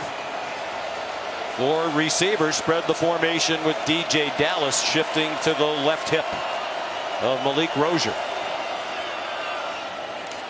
On the delay, Dallas to the 40-yard line. Rashard Lawrence, another tackle. He's had a terrific first half for this LSU defense, winning the battle at the line of scrimmage, as Todd said. But you also wonder, Todd, about Malik Rozier. He didn't get a glowing vote of confidence in the offseason. The guy who engineered a 10-win campaign last year to have to fight for his job in the offseason says a lot about how they're thinking. You wonder how long Mark Richt would wait to make a change. DJ Dallas gets nothing. They can't block that one up front. Devin White and Jacob Phillips. Well, one of the problems with that is one of the guys that they thought might compete and try to take the job from him this year, N'Kosi Perry, is not on the trip, serving a 1-game suspension. So the backup quarterback is Cade Weldon. He was fighting for the number 2 spot. He's officially the number 2 guy tonight. We asked if N'Kosi Perry would have been number 2 if he was here. Mark Richt didn't want to answer. He said it was for a disciplinary thing that happened months ago. He's straightened everything out since then. It's just 1 game. He'll be back for game 2. DJ Dallas, not much. Jacob Phillips, Devin White in on the stop. We mentioned the struggles. They started 10-0. They got up to number 2 in the country. They were the toast of college football. Then they lost to Pittsburgh, which was very surprising. No big disgrace in losing to Clemson and Wisconsin the last 2 games. But Rozier's numbers went way, way down. I think we started the telecast by asking, is the U back? They were determined to make that statement tonight and this season. I think the other question now, Todd, will become, was last year a bit of a mirage? Are they still mediocre? Yeah. Because even though they started 10-0, you mentioned it, they had a number of very close calls. They had a 4-game stretch when they won 4 in a row by a total of 18 points. And, you know, as you said, without all those turnovers, the season could have been a lot different last year from a negative standpoint. I think they're better than mediocre. I really do. I think LSU's good. I think LSU is better coming into this game than people gave him credit for. Joe Burrow is playing well tonight. He's not making mistakes, and their defense is legit. I think the biggest problem for Miami is that their offensive line still has a long ways to go. Stacy Searles is an excellent offensive line coach. He was actually at LSU for a few years ago, but they're struggling right now trying to control the line of scrimmage. And right now, LSU is controlling the line on both sides of the football. Going 10-0, they outscored their opponents by 160 points last season. In the 3-game losing streak plus this one tonight, they've been outscored by 79. Big 3rd down and 8. They're 0 for 5 on 3rd down tonight. Rozier with time. And Todd, Dave Aranda, the pass is incomplete over the head of Jeff Thomas. The defense coordinator for LSU said to us, you don't hear a defense coordinator say this about the opponent very often. Miami doesn't have an intermediate passing game. It's RPOs or it's deep down the field, but there's nothing in the middle. And maybe if they had more of an intermediate game, they could convert some of these 3rd downs. Well, that's what they showed last year, and I think that's that's something they've got to improve on. I think Malik Rozier has got a good arm. I think he can be an accurate thrower. That time he stepped up in the pocket and just sailed one. Zach Fiegel's better effort this time. And that'll go out of bounds inside the 5-yard line. Down to the field we go. Here's Holly Rowe. Well, Joe Burrow has been terrific for LSU tonight. The quarterback had options when he was transferring from Ohio State. He went and visited Cincinnati and was considering going there, but he said he came on his visit to LSU and 3 teammates drove over 3 hours to come and show him around campus. Caleb Von Chasen, Garrett Brumfield, and Foster Moreau. He said, I instantly fell in love with the place, and it meant a lot to me that they wanted me, that they would go to that. He said he came in a week early on a very first conditioning drill. He said, this will be the first impression I make. So he made sure to win as many of the conditioning drills as he could so they knew he was tough and he meant business. He said, I've never been so tired in my life, but left a good impression. He did. The other players we talked to said that did get their attention right away. 54-yard punt by Fiegels. Tough field position for LSU. Miami has a couple of timeouts as Brosette gets stopped by Michael Jackson. Miami takes their second time out of the half. 30 seconds. Minute 53 away from the Hulu halftime report. Busy weekend for Kevin Nagandi, Mac Brown, and Jonathan Vilma. They'll talk about Tua impressing in his first start for Alabama. First start of the season. A success in the win against Louisville last night in Orlando. Are the Irish poised for a playoff push after the win against Michigan last night? And they'll review some standout quarterback performances from yesterday. None better than the man who basically beat out Joe Burrow to be the Ohio State quarterback. 77 points, 5 touchdowns for Dwayne Haskins yesterday. You know, it's interesting. You know, last year we had the quarterback crop that had so many guys go in the first round, and it's a different quarterback class this year, but I think it's deeper. I think there's outstanding quarterbacks all across college football, and I think the SEC has the best group they've had in a long, long time. Miami really needs a 3-and-out and a punt here, and they stop Brosette just across the 5-yard line, and they'll use the other timeout. Gerald Willis with penetration. Michael Pinckney also in on the stop for the Hurricanes. Miami takes their third and final timeout of the half. This will be a 1-minute timeout. Joe Burrow said when he went on that visit that Holly just mentioned, he wanted to make sure that LSU wasn't what he had in his mind from LSU teams of yesteryear. Right. Power eye, pound the football, run, run, run. Yep. He was convinced that they were going to be more creative, throw the ball around a lot more, and that was part of the decision making as well. He's a very serious-minded guy. Steve Ensminger is a very serious-minded guy, but Steve Ensminger also is a former quarterback. Played quarterback at LSU, likes to throw the football around, likes to have balance. And so far, at least through the first 30 minutes of this opening game, it appears to be a pretty nice marriage between those two. Ensminger, fine quarterback at LSU back in the late 70s. He said he wasn't sure he was going to take the job when Ed Orgeron offered him the coordinator job back. He said, I had to think about my family. I'm in the building all day, but the coordinators take a lot of heat at a place like LSU. Boy, it looked like there was holding in the end zone there as Burrow got rid of it. And there is a flag down. Sure is.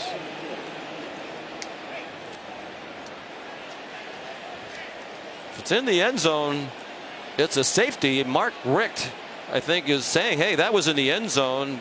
Mike DeFee saying, no, it wasn't. It was Damian Lewis, the right guard, who just tackled Gerald Willis. It was clear as day. Offense number 68. That penalty's declined.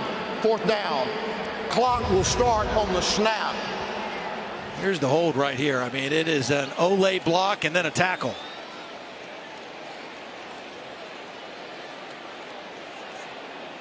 I guess he started holding him before he got into the end zone. He started holding him as soon as the ball was snapped. Yes. So here's Zach von Rosenberg. The left-footed punter under duress. Then a flag comes down. Apparently he got hit as he got the punt off. What a costly mistake. I mean, I know that Miami's down to no timeouts, but you're going to get excellent field position. Give Malik Rozier a chance with 1:30 to try to get some points here before halftime. And now they may not. Harley was the man putting the pressure on von Rosenberg.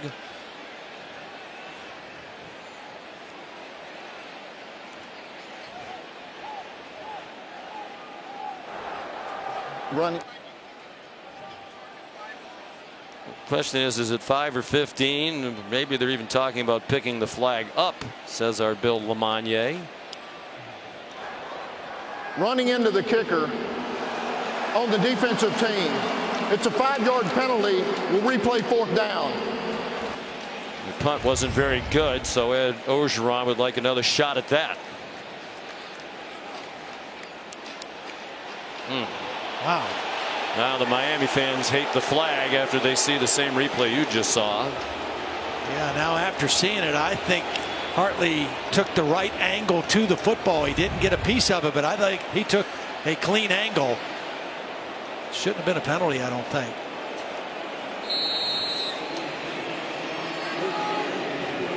So Von Rosenberg will try again. High, wobbly, short, and DJ Dallas came running up to catch it. Probably fortunate he didn't get near it. And another flag down. Did they hit him again? Well, Lawrence Cager got flipped up in the air. Did he Personal leap? foul. Number 15 of the receiving team leaping the shield. That's a 15-yard penalty from the previous spot. Automatic first down. I said Cager. It was Greg Rousseau, number 15.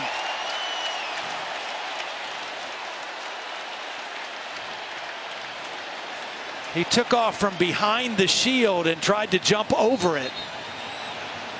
And that is one of the rules that Rogers Redding, Bill Lamagnier, Dave Katai, all of our officiating experts talked about is something that was going to be paid very close attention to this year. And that penalty is called for the safety of number 15 in Miami. I mean, that's why they have, gone back and changed some of those rules. It's not to penalize him as much as it is to protect him. Well, a dreadful ending to an awful first half for Miami. They are going to finish the half having been penalized 8 times and without a third down conversion. 0 for 6, led by Malik Rozier. Meanwhile, Joe Burrow in his first start for LSU, efficient, showed his smarts. They had a little problem, had to burn a couple of timeouts early in the half, but he used the hard count effectively. Went 8 for 16 for 101 yards. Didn't turn it over. Nope. Didn't make a big mistake. Threw the ball away when he needed to throw it away. Got a couple offsides using his snap count. Very efficient first half for Joe Burrow. A nice mix of the run and pass. Not huge numbers. 181 yards of offense. 101 through the air. The LSU fans send their team to the locker room with a standing ovation. The Miami fans out in full force, impressively so tonight, a long way from South Florida. They're stunned. Here's Holly Rowe. Well, Coach, early in the game you had to call some timeouts with procedural issues, but how did your quarterback settle down and start to find his rhythm? He's done a good job. We had to get him out there a little bit faster, new clock rules. I thought Steve did a great job. We got physical, we ran the football, played LSU football.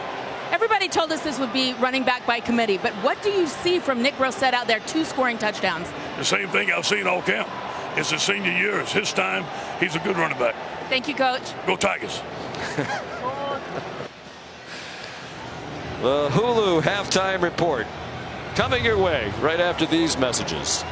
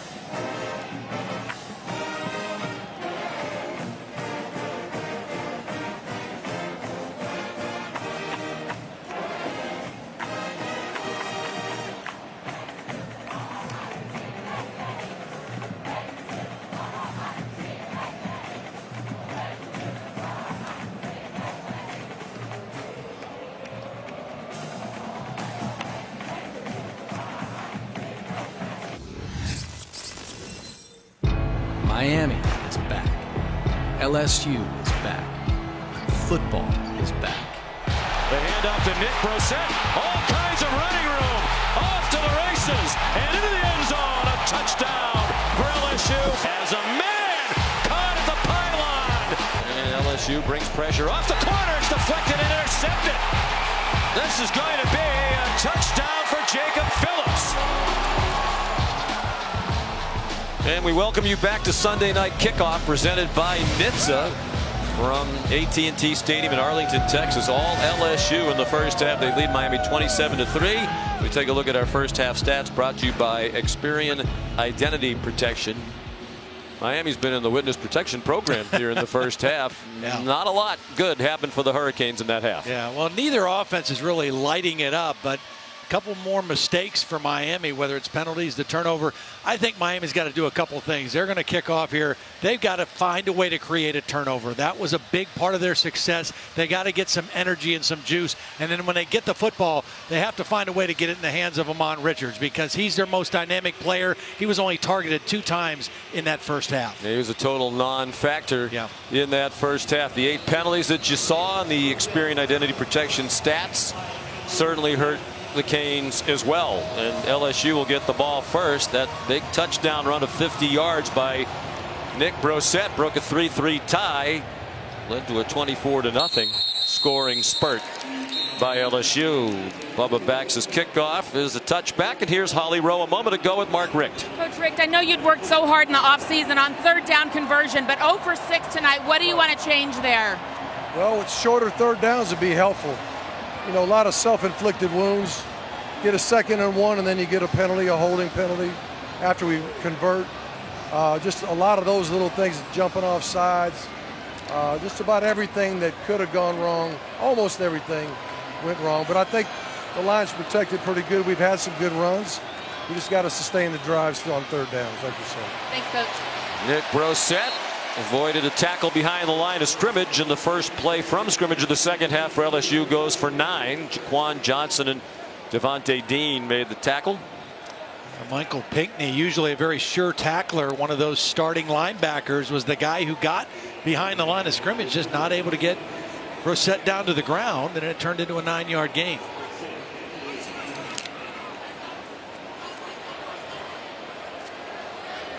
Joe Burrow making his first career start at the college level after 2 years as a backup and a redshirt year prior to that at Ohio State.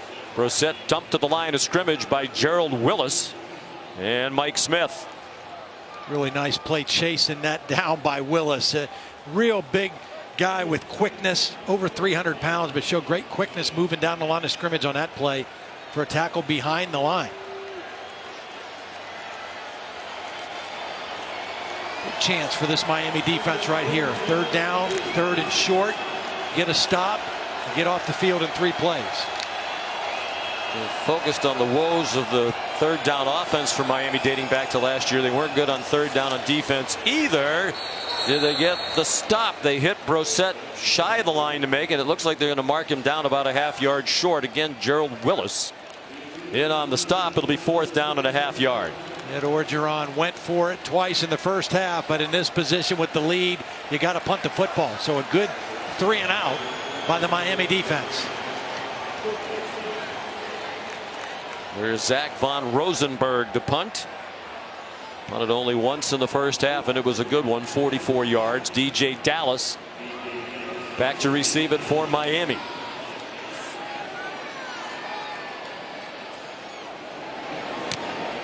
They don't come after the punt, setting up for return, but excellent coverage by LSU, and DJ Dallas forced to make a fair catch at the 15-yard line. It's a 51-yard punt. Time for tonight's Pacific Life game summary. Well, Malik Rozier, 7 of 15. The interception, the only turnover on the ball game, but it was costly. A tipped pass at the line of scrimmage. That was LSU's last touchdown. Nick Brossette, 79 yards rushing, 2 touchdowns. Joe Burrow doing a nice job changing some plays at the line of scrimmage, managing the run game, managing protections. And a 24-point lead for LSU. And Miami get the offense started and make a game of it. Rozier given a pocket. Back to airing it out deep. Catch made, but it appeared Cager was out of bounds, and he was, with Greedy Williams in coverage. Williams left for a while in the first half. Holly Road told us they actually took his shoulder pads off, looked at his shoulder and upper ribs, and obviously he's back in. He's one of the best in the country. Greedy Williams does a perfect job just kind of running him out of bounds. You know, Cager, as big as he is, he's got to fight for that position a little bit better. He can't allow Williams to work him all the way to the sideline like that with nowhere to catch the football. 5 receivers spread the formation.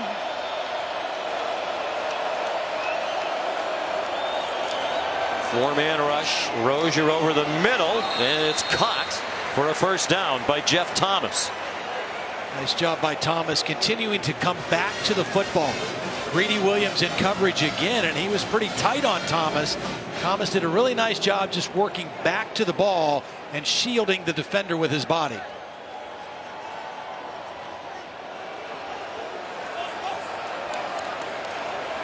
A 13-yard gain and a first down for Miami.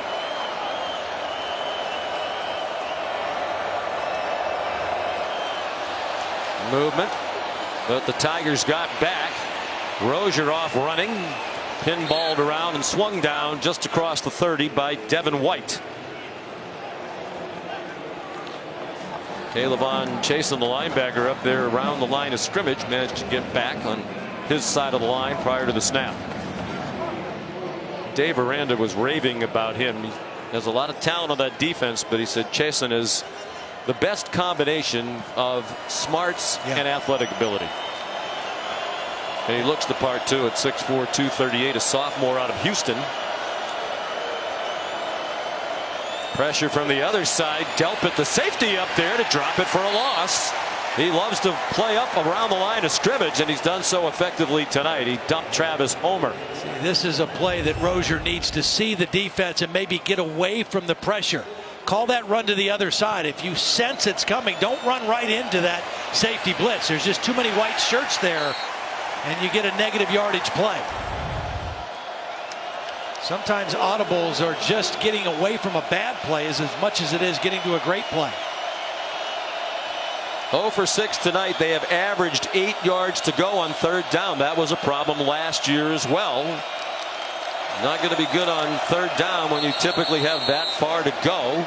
More movement along the line of scrimmage. Mike DeFee out of the Big 12, the referee. False start. Offense. Number 62. 5-yard penalty. Third down. Hayden Mahoney, redshirt junior out of Malvern Prep in Malvern, Pennsylvania.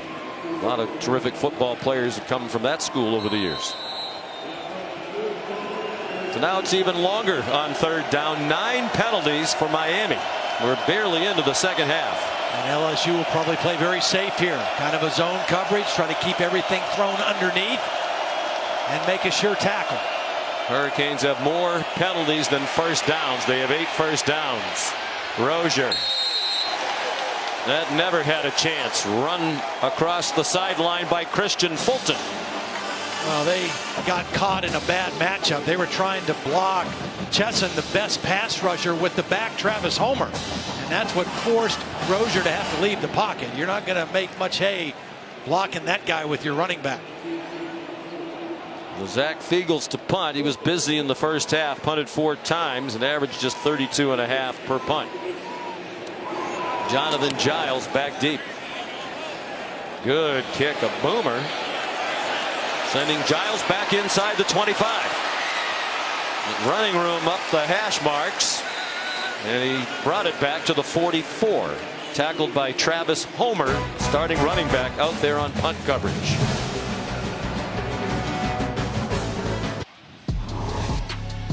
The quarterback for LSU last year was Danny Edling. Did a solid job. Started all 13 games. Was drafted by the New England Patriots. So they had an open position, not an obvious replacement. Joe Burrow transferred in from Ohio State as a grad transfer. Then over the summer, as we mentioned, when Ed Orgeron said that Burrow and Miles Brennan were ahead of the other 2 quarterbacks, McMillan and Narcisse, that same day, they announced they were transferring. That really rocked the program, led to that player's only meeting we talked about in the first half, but no ill effects for LSU. They are sharp tonight, particularly the new quarterback, Joe Burrow, with a strike for a first down into Miami territory to the 33-yard line, a gain of 24. Well, it's very safe play. It's a first down play action, max protection. You keep the tight end in, you keep a back in. It's basically a two-man route with an outlet, and Burrow delivers a strike. Fourth catch of the night for Justin Jefferson.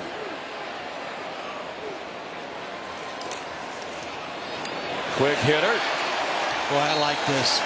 LSU came out in this possession, and they're showing heavy lineup. Like this is a run formation. Tight ends, not 3 and 4 wideouts. They're under center. In the first 2 plays, they've thrown the football, and they really put this Miami defense back on their heels in 2 plays. D. Anderson, the last catch, the homecoming for D. He was excited to come here tonight. He's from DeSoto, Texas, about 20 miles away from AT&T Stadium. Second and short. Nick Brossette high stepping inside the 20, inside the 10, and out of bounds just shy of the 5-yard line. This is just a great cutback, good vision by Brossette, and number 22 for Miami loses leverage. He had to Sheldrick Redwine, the safety. That's his responsibility to maintain leverage, and he missed a tackle. And Brossette was able to just take it out the backside for a big gain.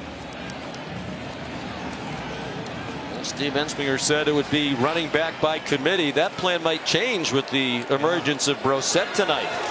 He wants to follow along the lines of Geis and Fournette and Hill and so many other terrific running backs from longer ago. Guys like Stephen Ridley, Kevin Falk back in the late 90s. Yeah. They've had a long run of featured backs. Perhaps Brossette is becoming that guy tonight.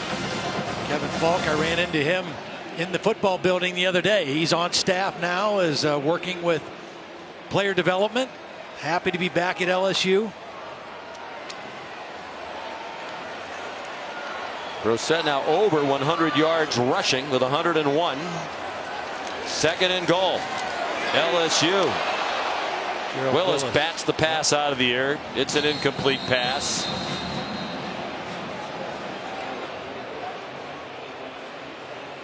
Even though it was clearly an incomplete pass, they chased the ball out near the 30. And now there's a Miami player who is in pursuit of the ball well after the whistle, who's down. It's Jonathan Garvin, their starting defensive end. I think it was friendly fire, too. I think it was one of his own players that ran into him as they were pursuing that incomplete pass.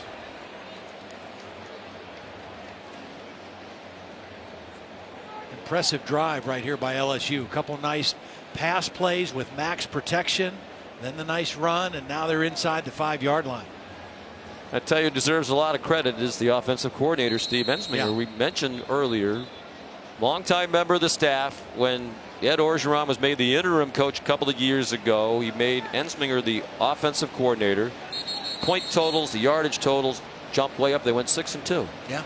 Ed wanted to obviously keep the job for the long haul, and Steve said, I understood when he went out and got Matt Canada. You know, this was his shot at his dream job. He had to go get the best guy available. So after 1 year was a bad marriage with Canada, they turned back to Ensminger, and you got to like that attitude. Absolutely. And he was very happy just coaching tight ends, being at his alma mater. You know, he was comfortable with that. A lot of Tiger fans weren't sure that was the right decision. They have 27 on the board against this Miami defense. Not even midway through the third quarter. Trying to throw it to the fullback, Torrey Carter. And Quan Johnson had the coverage.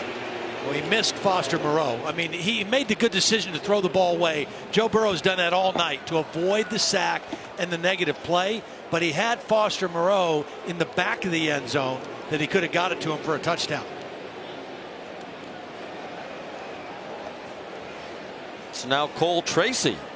After a brutal field goal kicking year last year for LSU, they used 2 different kickers who went 16 for 27. That's awful in today's day and age of excellent field goal kicking. Tracy's had a terrific debut, and that one's good from 21 yards. What a difference a year makes, huh? Wow. That's his third field goal of the night. Midway through the third quarter. 30-3 LSU. Sunday Night Kickoff, presented by NHTSA on ABC, is brought to you by Chevy. Chevy has earned J.D. Power Dependability Awards for cars, trucks, and SUVs.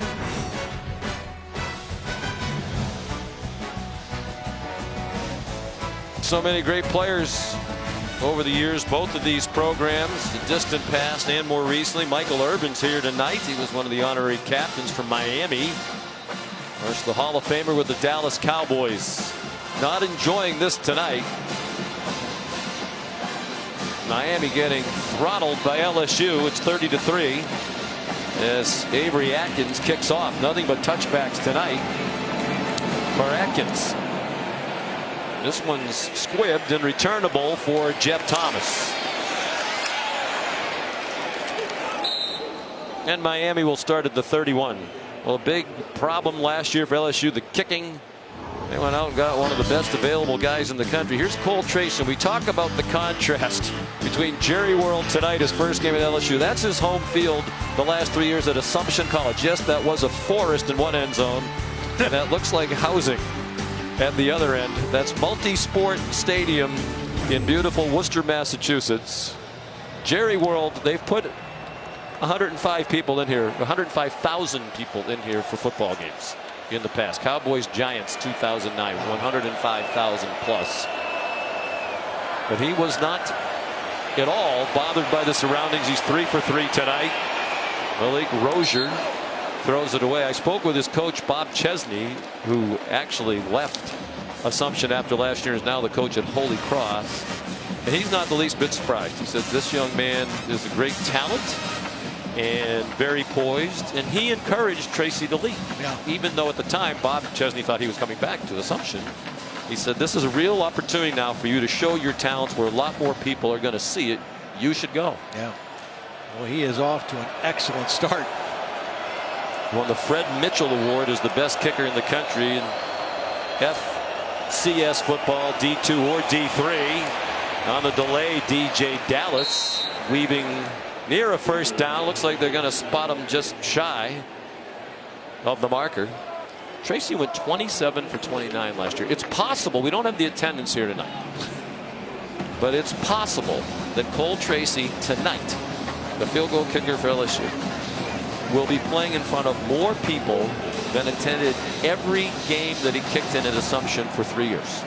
Home and away, or just home and away? He kicked in 38 games at Assumption. They have a terrific team. They won 11 games last year. They were in the D2 playoffs. And Bob Chesney, by the way, remember that name if you're one of these football geeks who likes to predict who the next great coaches are going to be. Did a great job at Salve Regina, where they have been weighed down. A great job the last 5 years at Assumption.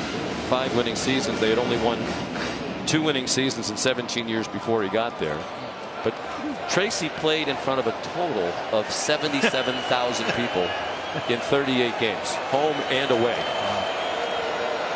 I guess what just happened here, Sean, Miami converted a third down. Yes, well, you missed that milestone. Stop the game and give them the ball. They're now 1 for 8 on third down. That Rozier pass too high for Darrell Langham. DJ Dallas coming off the field with a little injury, trying to block Chesson on that pass play. LSU is very content at this point now to just rush 3 or 4, play safe, don't let anything over the top of your defense, force Rozier to throw everything underneath. Not going to give any easy ones away here with the kind of lead that they have. Rozier hit 5 of his first 7 passes, 3 for 12 since. Travis Homer out to the 45. He was a big part of their success a year ago. They had Mark Walton, who was one of the best running backs in the country. He got injured in the 4th game of the year, out for the rest of the year. Homer had really been a special teams player, and the coaches admitted they were surprised when he emerged as a very capable lead back who almost rushed for 1,000 yards in well less than a full season as the featured back. He ran for 966. Greedy Williams injured again for LSU. This time it looks like he's cramping up in his left calf. It's DJ Dallas, who came off after pass protection.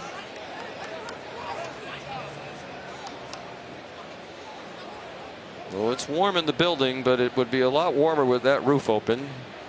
Busy time right around here. The Texas Rangers ballpark is right next door. They share parking lots, and they played an afternoon game at 2 o'clock. So it was a little bit tough to get in and out of here. Yeah.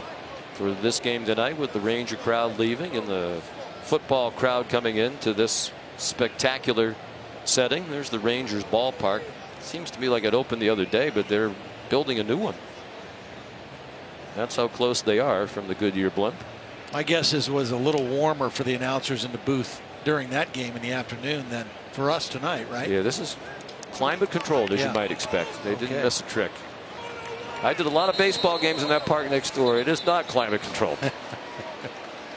And that beautiful aerial coverage is provided by Goodyear from the end zone to the uprights to the outfield wall. In fact, nothing comes between hard work and a goal. Goodyear, more driven.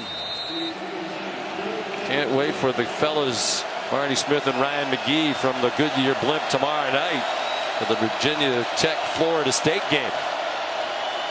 As this Labor Day weekend of college football continues. Nice throw, good catch. Rozier to Lawrence Cager, and they're across midfield to the LSU 49-yard line. I would ask you this, Todd. It looks like they're going to speed it up. You know, there's 5.5 to go in the third quarter, but you're down by 27 points. The operation probably needs to take on a little urgency here. Absolutely. Doesn't mean you stop running the football, but you do need to pick up your pace. Hard-earned yard for Travis Homer, now in his junior year out of West Palm Beach, driven back by Caleb Von Chasen and Kelvin Joseph.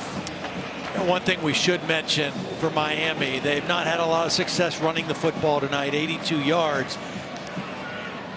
It's tough to run without a hard-nosed blocking tight end, and right now Miami, because of an injury to Michael Irvin, they're forced to play 2 true freshmen at tight end. And that's tough, asking those guys to block a defense like this in your running game. Well, Michael Irvin suffered a preseason knee injury. A high throw. Rozier was hit as he threw, and it's intercepted. Being brought back by John Battle to the 40-yard line of Miami. It was Delpit again, and he ran right by Tyree St. Louis. They had a guy assigned to block him, but St. Louis not quick enough to handle the safety blitz. Here comes Delpit right here. He's going to beat the left tackle and force the errant throw by Rozier. Hit as he throws, the ball sails, and there's the interception. Second of the night for LSU. First one was brought back by Jacob Phillips late in the first half for a touchdown, 45 yards. That was a 28-yard return by Battle, senior from Hallandale, Florida. They come after Burrow. He got hit as he throws, and it's dropped. Terrace Marshall was open and dropped it. Good inside pressure by Gerald Willis. Number 2 for LSU has to leave the game for illegal equipment. You know what that is? That's the new rule about the knee pads. The pants have to go over the knees. When we had our seminar, the referees were talking to us about it. Rogers Redding, they were going to enforce. It's the first time I've seen it enforced all weekend. Uniform infraction. Cover those knees. Well, Willis has been a force tonight up front for Miami. It was one of the hardest hits Burrow's taken this evening. Clyde Edwards-Helaire just shy of the 35-yard line, where it'll be third down after we hear from Holly Rowe. Gerald Willis has made some great plays, as you said up front, Sean, and he's a great story. He sat out all of last season. They're going to go quick here. I'll get back to you in just a second. All right, Holly. Burrow got it off before he was hit. Up for grabs. And caught. Or is it? No, it is not. Stephen Sullivan could not make the catch with Romeo Finley in coverage. Pretty nice job by Finley getting that right hand up in there and just knocking the ball away. Good tight coverage. It was a good throw. It was caught, but he was out of bounds. So here's Cole Tracy. From kicking into Forest to kicking into luxury suites. This is his longest attempt. It'll be a 54-yarder. Low line drive, and it's his night. Grazed the crossbar and went through.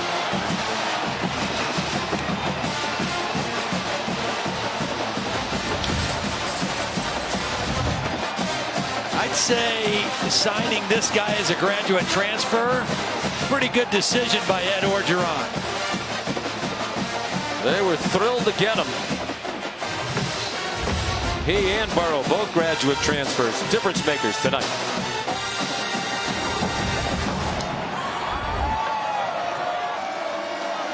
Friends, you can check out the alternate angle coverage from Xfinity Skycam by streaming live on ESPN3, on the ESPN app, and on Xfinity X1.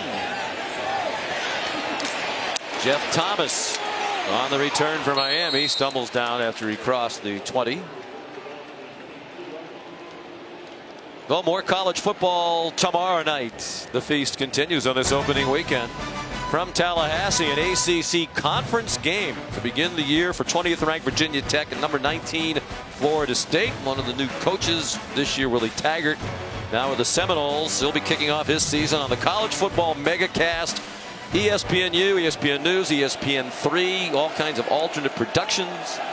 And Marty Smith and Ryan McGee in the Goodyear blimp, 1,000 feet above Doak Campbell Stadium. I wonder if they'll have deer antlers and all that kind of stuff from their set. Did you ever listen to their radio show? Yeah, it's quite southern. Yeah, I know. Some of us in Massachusetts have a hard time sometimes figuring out what they're talking about. Here's the quarterback matchup. DeAndre Francois, injured early last year. That played a part in a subpar season for the Seminoles. He earned the starting job back. I'm excited to see him back. I remember him when he was healthy the year before. The thing that stood out, he was a tough dude. I mean, he got hit and hit and hit and hung in the pocket and made plays. Glad to see him back in action. Rozier running for his life, threw it away. Jacob Phillips caused him the biggest problem. Here's Holly. Well, guys, speaking of DeAndre Francois, I was actually at Florida State practice a couple of weeks ago, and the thing that you'll notice with this offense is the tempo. They were running plays about every 8 to 11 seconds at practice, so I'm curious to see how that patella tendon injury holds up with DeAndre. I've been closely following his rehab on his Instagram story, though. I know nobody in America has worked harder to get back, so we'll see how he does with that up-tempo offense. And no one on the sideline works harder than Holly Rowe. Does she ever go home? Does she ever sleep? She's got three different houses, so she can kind of pick and choose. Whoop, that looked like a face mask. That's a break for Miami because Phillips was there and it was going to be a sack and a loss, but it was a glaring face mask. Yeah, this game is just turned into a bludgeoning right now. Personal foul, face mask, defense number 6. It's a 15-yard penalty from the previous spot. Automatic. First down. Just a 4-man rush, but Phillips able to come free and just can't let go of the face mask. In great position for a sack. This will be a night that Malik Rozier will want to forget as quickly as possible. And I think stunning to Miami. 14 starters back from that 10-win season last year. They won the ACC Coastal Division for the first time. They went into the ACC in 2004. They're the runaway pick to win it again this year. Ahead of Virginia Tech, who we'll see tomorrow night. Florida State in the other division, the Atlantic, picked to finish second behind Clemson. Everybody thinks Clemson's going to win the ACC, barring a big surprise. But is Florida State poised to come back? We'll see. We'll see what they can do with their new coach, with Willie Taggart. I do think DeAndre Francois, if he can stay healthy, I think he gives them a chance. You know they're going to have the athletes and the defensive players and the speed to make a run at it, but Clemson just is so far out in front of everybody in that league right now. Travis Homer, the ball carrier, to the 47-yard line as we go to 2 minutes left in the third quarter. Glenn Logan, the tackle for LSU. And Miami certainly will play better than they've shown tonight. And they're plenty good enough and have the talent to win the ACC Coastal again. I mean, that is well within their reach. But when they've played the elite teams at the end of last year and in this team in LSU tonight, particularly defensively, they just don't match up very well. 3rd and 3 in the third quarter with the score 33-3. And a minute 30 to go and a flag. Saw Amon Richards. They need to get him back involved. One catch tonight. Offense, number 55, 5-yard penalty, 3rd down. Yvonne Donaldson, you said it a couple times tonight. They think he's a dynamic playmaker. He says he's fully healthy after an injury-filled season a year ago, but he's been a total non-factor here tonight. Yeah, 1 catch, 9 yards. 2 times they've thrown to him. I know LSU's got some guys who can cover, but I'm not sure they're good enough to completely take him out of the game. He's not on the field for this 3rd down and 8. Again, they just throw a prayer up there, and it was answered this time. Jeff Thomas the catch. Officials conferring they have a catch inbounds at the 26-yard line. This is a phenomenal effort by Jeff Thomas. Keeps his eye on the ball, stops and goes up for it, and gets 1 foot down, which is all he needs. Wow, tremendous. Kerry Vincent was in coverage number 5, and he overran the play. The ruling on the field is a completed catch. That plays under further review.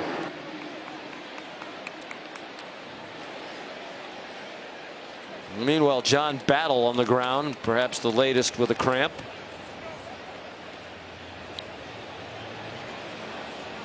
Avid photographer. You know who knew that? Holly Rowe.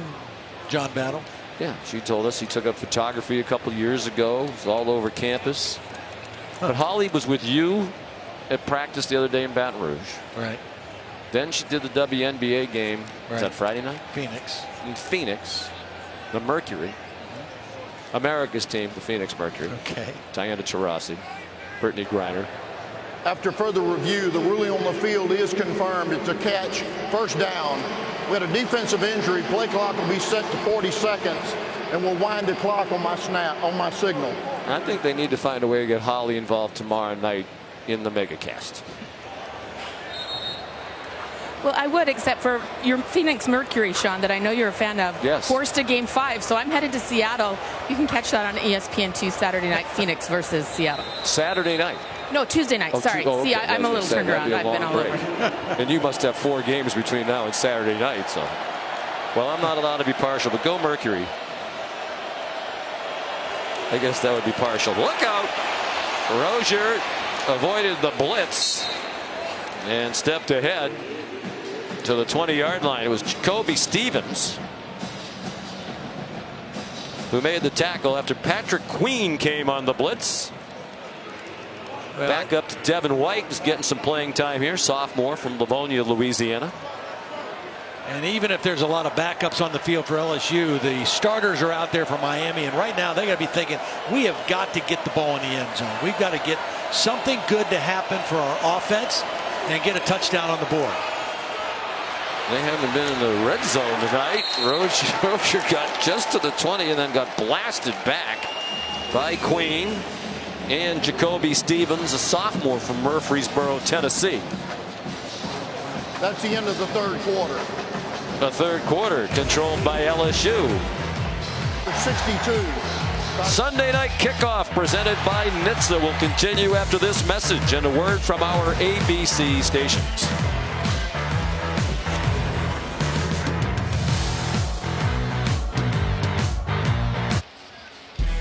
Friends First Take is moving to New York. That's right. Stephen A., Molly, and Max heading to the Big Apple. That's Monday, which I believe would be tomorrow. Okay. Working on the holiday. That's impressive. Laboring on Labor Day. 10 a.m. from the new location on ESPN and the ESPN app. 3rd down and 4. Rozier. They convert a 3rd down. Nice. And he gets spun around a couple of times. 1st and goal. Deepest penetration of the night for Miami. They're at the 9-yard line after pickup of 11.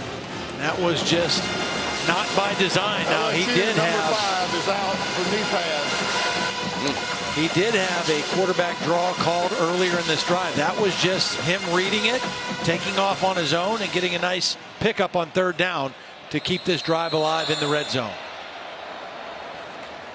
LSU takes their first time out of the half. Perhaps the knee pad problem threw them off. They're talking to Kerry Vincent Jr. over there on the sideline. Timeout. 14:41 to go in Arlington, Texas.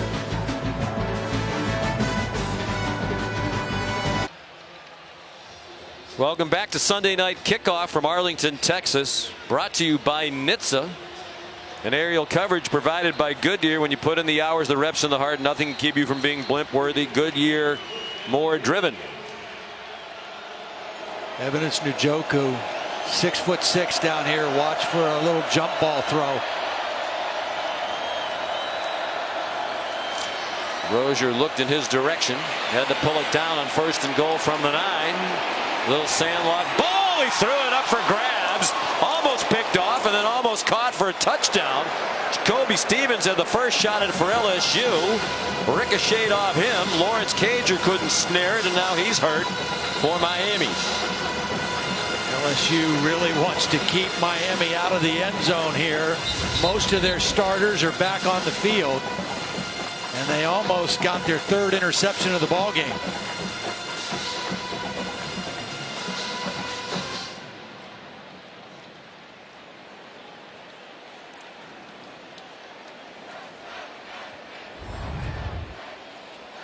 And with Cager still down in the end zone, both teams head to the sideline.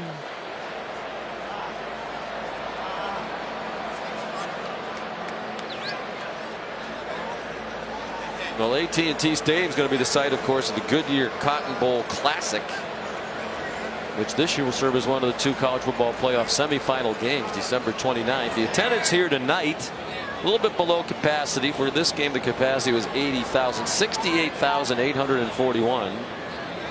A lot of Miami fans, surprisingly. I was surprised by that. I really was. I mean, I would not have expected Miami to travel as well. I knew LSU would have a sizable contingent here, but a lot of Miami fans here. So it wasn't quite more fans tonight than Cole Tracy played in front of his entire 3-year career at Assumption. But it wasn't far off. Only 10,000 more we needed tonight to put it over. But how about the night he had 4 for 4, and that last field goal with the longest, 54 yards, by the way, ties the longest field goal in LSU history. 54 yards. Great first night for him on the big stage. He's the 3rd man to do it. No forest, no houses. No. The long field goal. 2nd and goal, Miami. Perhaps a design run for Rozier. And let me ask you this, as Alexander runs him down. You're going to lose the game.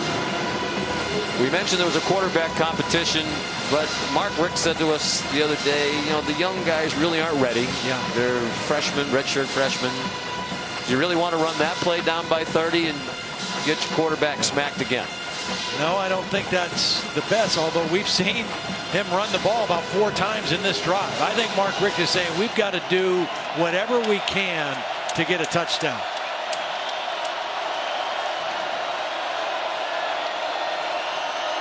Third down and goal, a minute into the 4th quarter, and he runs it into the end zone. As we said, good idea. Have the quarterback run the ball untouched into the end zone.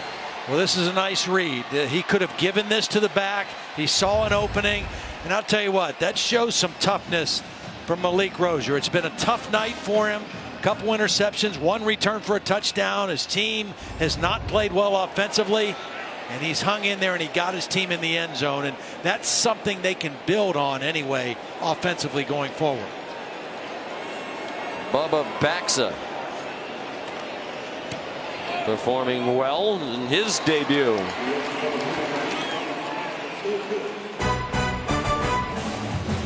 He is wiped out. Rozier into the end zone. It's 33-10.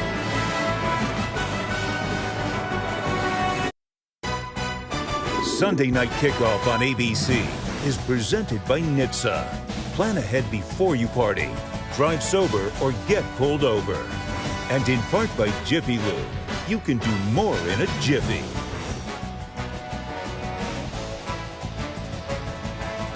Oh, is that pylon cam? Yeah, it is pylon cam. Had a dizzy cam there for a minute. Miami to kick off. LSU anticipating the possibility of an onside kick here with Miami trailing 33-10. 13:57 to go.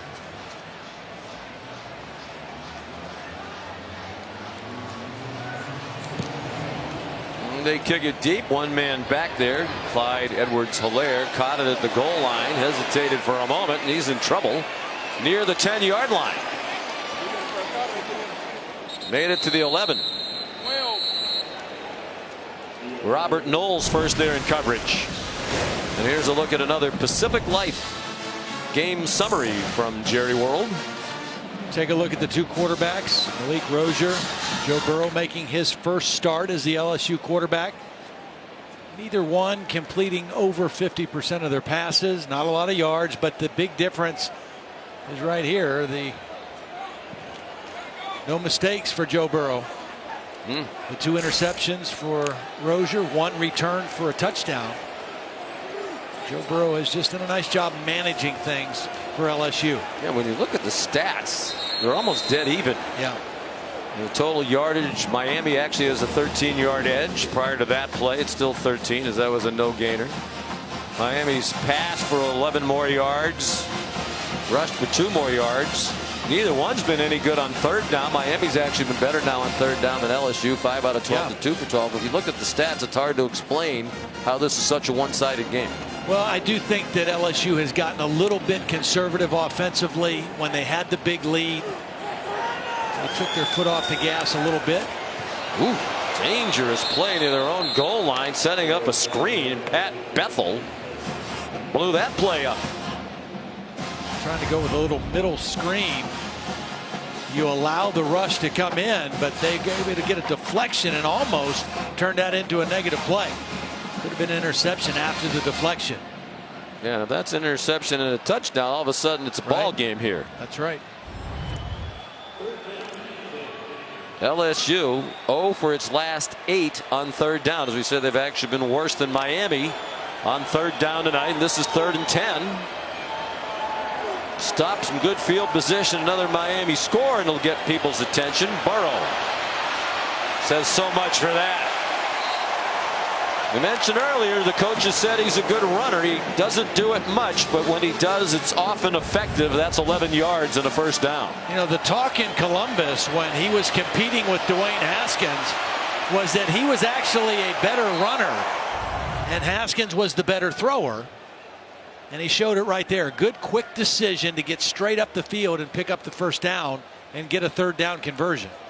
Right and now. Ogeron and Steve Ensminger told us that Miles Brennan, the backup sophomore from Mississippi, is really the better thrower, has the bigger arm. But they liked the experience of Burrow, even though he hadn't started a game. He played in 10 college games, was around it for 3 years at Ohio State. Clyde Edwards-Helaire, good run on first down. There's Brennan. I guess the question would be, if Miami didn't score, perhaps there was some thought of putting him in the game to get him some snaps, but it's enough of a question mark still to leave the starter in there. But it was a spirited competition that lost 2 of the combatants. And McMillan and Narcisse transferred out in mid-August. Willis, been involved in a lot of stuff tonight, is injured. You know, we've talked a lot about Joe Burrow being a graduate transfer quarterback from Ohio State, and that's become such a popular trend in college football now, this graduate transfer quarterback. This year there's 24. It's the most that there's ever been in a single year. And the first one was in 2006. A guy left Arizona, Richard Kowalczyk, and went to Vanderbilt. A lot of that time coaches didn't think it'd become that much of a big deal, but it has really become popular. But that last thing there, if you look at just basic efficiency statistics, how many times you start, how many games you win if you take your team to a bowl game, and do you rank in the top 25 in QB efficiency, of the 85 graduate transfer quarterbacks since 2006, only 5 have checked all those boxes off. So there hasn't been a great amount of success, because typically if you sign a graduate transfer quarterback, you're signing a guy who got beat out somewhere else. Right. Or you're signing a guy who got hurt and lost his job. And he only has 1 year, for the most part, a lot of times to learn your system and get to know the teammates. Now, that's a difference for Burrow because he was a good student and graduated in 3 years. He has 2 years of eligibility. And I think most coaches only want now a guy who has 2 years of eligibility because it is so difficult to come in and get everything down that quickly. But how about how honest he was, Joe, when we talked to him the other day? Here's 2nd down and 2, and he's wisely going to let the play clock run down. 15 seconds to go in this 23-point lead. He said, yes, I took care of my college part at Ohio State. This is really a job for me now. This is the start of my career. Yeah. He said, I'm taking classes, but he said he is taking online classes as a graduate student. He said he spends about 1 hour a night on academics, and everything else is total immersion in football. Yeah, he was. I've never heard anybody talk like that, but he was very honest with us. And he's got a very business-like approach. Holly? Well, guys, when we talked to Ed Orgeron, we said, does it matter that he only had 2 years left? And he said, no, I want the guy that will win now. That was the most important thing to me. He didn't care about the time left or if they were going to try to develop Miles Brennan. They want to win right now. Yeah, if your name was near the top of every coach on the hot seat list, you'd want to win right now, too. And this performance should get some people off Coach O's back at least for another week or two. Jonathan Garvin, who was injured earlier, back out there. But Ed was very positive. He said despite some of those off the field things that we talked about, he thinks they had a great camp. He likes the talent level. But they have one of the toughest schedules in the country. They do. I mean, that's why I thought at the very beginning of the show I talked about, I thought this game was more important for LSU than it was for Miami because of what comes next. Their schedule is not friendly. No. Matter of fact, in 2 weeks, they're at Auburn off that big win for Auburn yesterday against Washington. And you compare their schedule to Alabama's, their crossover games are Florida and Georgia out of the East. That's a little bit different than what Alabama draws as their crossover. LSU takes their 2nd time out of the half. Please set the game clock to 10-12. 10-12. God damn it. So with the timeout and 4th down upcoming, we'll step aside and return to Arlington, Texas after this. Well, the LSU players-only meeting was led by Devin White, and you can see the All-American candidate linebacker is in there right now on punt coverage team. His message to his guys was everybody has an important job. A lot of young guys are going to have to step up, and if you look at the number of starters on this team right now, that's the story. Yeah, he said some of the younger guys seem to be offended by the suggestion they had to participate on special teams. Yeah. These guys are 4-star recruits, 3-star, 5-star recruits. But there he is leading by example. I'm not sure I'd want my best linebacker out there in this situation. Well, did you see who was in the punch shield? Richard Lawrence and Brandon Fajoko, their 2 starting defensive linemen, were in the punch shield. So but I think they know it's still a game. It is. It's still a game. It's not much of a game. It's surprisingly one-sided, but a Miami touchdown here tightens things up considerably. And Ed Orgeron and his staff are well aware of that. I think we'll potentially see a little bit more pressure defense this possession for just the reasons you're talking about, Sean. Rozier given plenty of time this time, and it's incomplete. Twisting around and failing to catch it was Jeff Thomas. Failing to catch it, but that's a throw that Rozier needs to make. He had protection. They picked up the blitz from the outside, and he threw it behind Thomas. He's a fast receiver running a crossing route. That ball has to be in front of him, and that's an easy completion. Just a bad pass that time by Rozier. We talk about the lack of a presence of Amon Richards tonight. 1 catch, and he has not been on the field in these last few series. On the sideline, helmet on. We're not aware that there's anything wrong with him. He certainly doesn't look to be in any sort of pain. Look out! Rozier blasted back inside the 20. Calebon Chason with the sack for LSU. Well, this is a mistake by the left guard and the left tackle. Watch these 2 guys. They're just going to open the gap, and Chason is going to just come right in between them. Somebody has to step down or step out. It's only a 3-man rush, and he was unabated to the quarterback. Third down and 18. LSU crowding the line of scrimmage. But a passive rush, giving Rozier plenty of time. Throwing it deep and caught at the 30-yard line. The speedy Jeff Thomas with a huge play for Miami, 52 yards. Well, this is a beautiful throw by Rozier, but this is bad defense by LSU. You've got two safeties that both took a bad angle to the football, and they let the receiver get behind them. Jacoby Stevens, number 3, tried to cut in front and go for the football, and he missed it. And that's a big completion on 3rd and long for Rozier. Nearly 9 minutes to go. Rozier, single coverage, locks a contact, and a catch. Brian Hightower with Kelvin Josephs, the freshman, with tight coverage. That's true freshman against true freshman, and Hightower won the battle. How about the back-to-back throws by Malik Rozier on the deep post on 3rd and long, and then drops this one in the bucket right over the outside shoulder for the touchdown. Hightower out of the IMG Academy in Florida, one of the top recruits among wide receivers in the country. Played in the U.S. Army All-American game in San Antonio.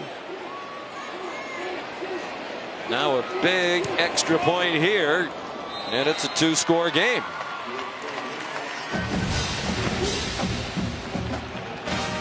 Just 4 plays to go 74 yards, and they took only 1 minute and 19 seconds off the clock. First collegiate catch for Hightower is a 31-yard touchdown.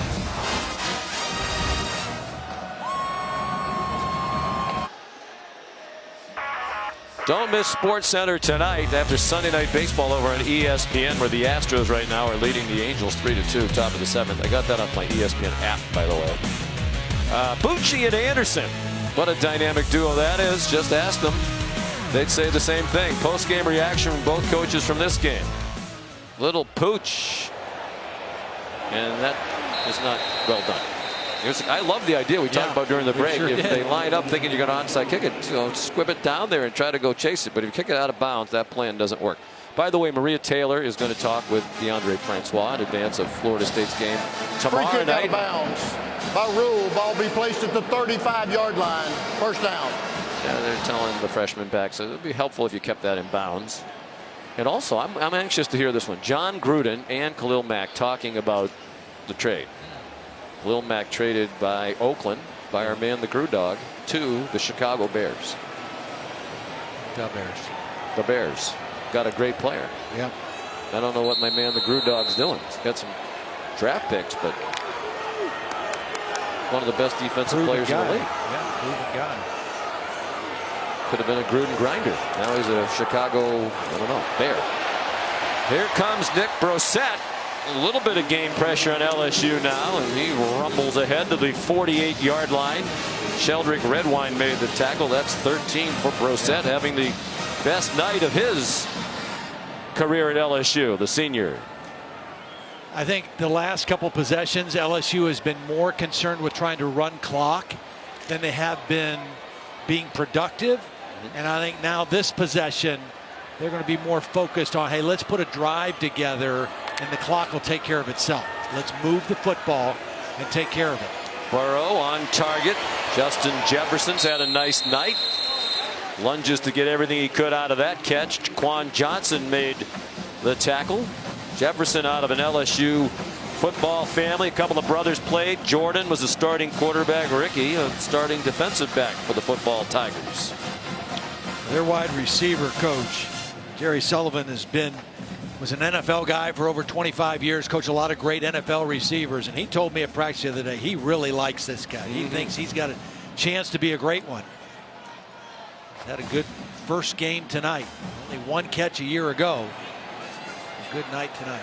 He has 5 catches tonight to lead both teams in receptions. Brossette stopped short of the first down. Miami does have all 3 timeouts left. 7:15 of the clock remaining. Big third down for LSU. Again, they struggled in this area after early in the game. 3 of 14 coming into this play. The good news about being 3rd and 2 is you got a lot of options. You can hand the ball off, you can call a pass, you can quarterback run. A lot at your disposal, 3rd and 2. Deep handoff, and Brissett smothered for a loss. Back at the 47-yard line. Manny Diaz's defense gets the big stop, and Mark Richt will start using timeouts right here with 6:40 to go. Really good defense. Michael Pinckney, number 56, keeping leverage and turning that ball back inside. Really made that play for the Hurricanes. Miami takes its first time out.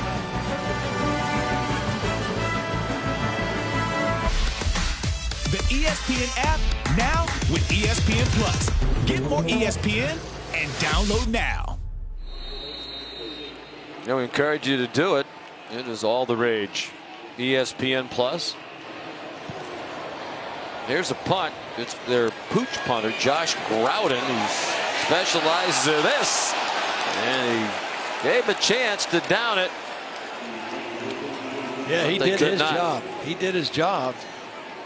Just not able to execute on the end of the play. That was Brissett, who's had such a good game running the football. Chesson, yeah. One of the things is I'm delighted to return to college football tonight. And one of the things I did not miss over the last 2 years is duplicate numbers. I know. Why? Why do they have duplicate numbers? You have over 100 players on the team. They don't. They're not dressing anywhere near that many people here tonight. All right, can Miami really tighten this thing up? Plenty of time, 6.5 to go, 2 timeouts. They're a deep throwing offense, as we've seen all night tonight. That's a get rid of it offense. Ooh, they hit our camera. They want grounding on the LSU sideline. Well, did he get out of the tackle box, and did the ball cross the line of scrimmage? I think both of those are somewhat in question. Is that the camera that just got hit? That's not the camera that got hit. Does the camera that got hit have a name? We have the pylon, progressive pylon cam. It was just the jib. But is there a name for the jib? Do we have a sponsor for the jib? Okay, your name here. Go ahead. We need a jib sponsor for next week. The officials conferring. And it gives us a chance to check in with Holly Rowe. Holly, where is Ahman Richards? Well, he's here on the sideline, and last year he missed some games because of a hamstring injury, and I heard that he had tweaked that hamstring in camp, but I asked him before the game how he was feeling, and he said the hamstring was fine. But I have noticed that there is a new black sleeve on his hamstring and knee. He's standing here on the sideline as if he could go in, but don't know if they're going to call his number right now. Well, after a lengthy conversation, they throw a flag. That was the LSU crowd you heard cheering. Yeah. Intentional grounding. Offense number 12. It's a loss of down at the spot of the foul. The quarterback did get outside the pocket. However, the ball did not get to the line of scrimmage. Yeah, I thought it might be one or the other. Grant Delpit, the safety, came on the blitz. There you see he leaves the tackle box, but that ball has to cross the line of scrimmage if he's throwing it away, and it didn't.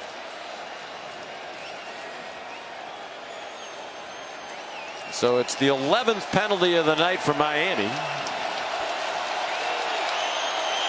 2nd and 25, but they overcame some long yardage situations on the touchdown drive a moment ago. Rozier out of the end zone, had a man open, a little too high for Brevin Jordan. We haven't called his name tonight. True freshman tight end out of Bishop Gorman in Las Vegas. They won their 9th straight state title last year with Brevin Jordan, the star, considered the #1 tight end prospect in the country. That's Calebon Chasen, injured in the end zone for LSU. Certainly hope this is not serious. He is a key integral part of this LSU defense, and he does not look comfortable. Well, Dave Aranda, the defense coordinator, thinks he has a chance to be one of the best ever at LSU. They've had a lot of outstanding linebackers. Hopefully just a cramp. He plays the bench linebacker position. Arden Key played that position before him. The difference, Aranda thought, with Chesson was that he kind of sees the big picture, has a better understanding and feel for the game of football, in addition to the physical skills of rushing the passer. But they're looking at that left knee right now.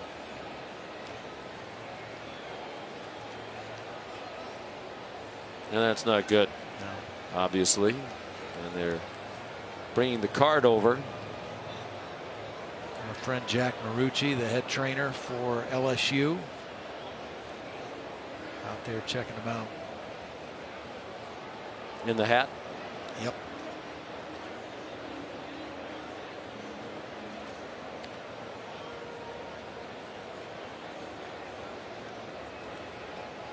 Oh, they're checking both knees.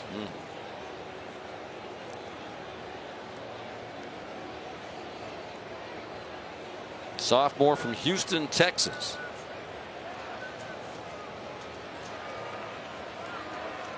North Shore High School. He was also part of a state championship team back in 2015. They beat Austin Westlake, a perennial power. I believe the alma mater of Drew Brees, among several others. Well, that's good to see. Back up on his feet. Just scared him limp as he heads off. Yeah, probably just scared him a little bit.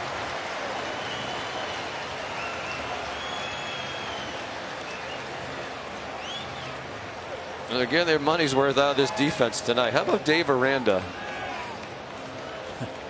4-year contract extension to be the defensive coordinator for $10 million, $2.5 million a year, all of it guaranteed. So regardless of who the head coach is, he's getting paid. I read a report that last year only 46 head coaches out of the 129 in FBS football made more money than Aranda will make this year. 3rd down and 25. Desperation time for Rozier. Running out of time in the end zone. They're across the 20. They're short of the first down. Jeff Thomas got them close enough that Mark Richt really needs to think about it. Kerry Vincent stopped him 3 yards short of the line to make. Yeah, he's going for it. Well, I think he's going for it regardless. Yeah, you have to. I mean, but 4th and 25 is really hard. This is doable for Miami. Rozier's now thrown for 248 on 13 out of 29. At the very least, his stats will look better with this late rally. Short throw and the catch made by Darrell Langham. They brought the corner blitz from the short side of the field, and Rozier saw it. That required the safety Delpit to come over to cover, and he just wasn't able to get there quick enough. Good recognition and quick delivery by Malik Rozier. Who gets them out quickly with 5.5 to go. LSU led 33-3. It's 33-17. Miami has the ball again. They're screaming for flags, and they get the flag. Hightower still made the catch. Christian Fulton had the coverage. Yeah, he was all over Hightower. Never saw the football. He was just tied up with the receiver. He doesn't think it was a penalty, but it was pretty obvious from our vantage point. Hightower stayed with it. Well, he doesn't like the call. Pass interference. Defense number 22. Spot foul. Automatic. First down. But Holly, Christian Fulton just happy to be out there tonight. Well, that's right. He received a 2-year ban from the NCAA for tampering with his sample, a urine sample, in a drug test. Now, ironically, his sample came back clean, but because he tampered with it, he got that severe penalty. The AD and everybody went to bat for him. There's a deep throw by Rozier, and another flag on Fulton. Evidence Njoku, the younger brother of David Njoku, former tight end in Miami and a high draft pick of the Cleveland Browns, the intended receiver.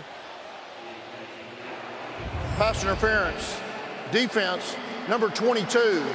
That's a 15-yard penalty from the previous spot. Automatic. First down. That's a hard play for a defensive back when the ball is underthrown. The receiver sees it, and as he stops to go up, it's hard for the defender to stop his momentum, and he goes right into the receiver.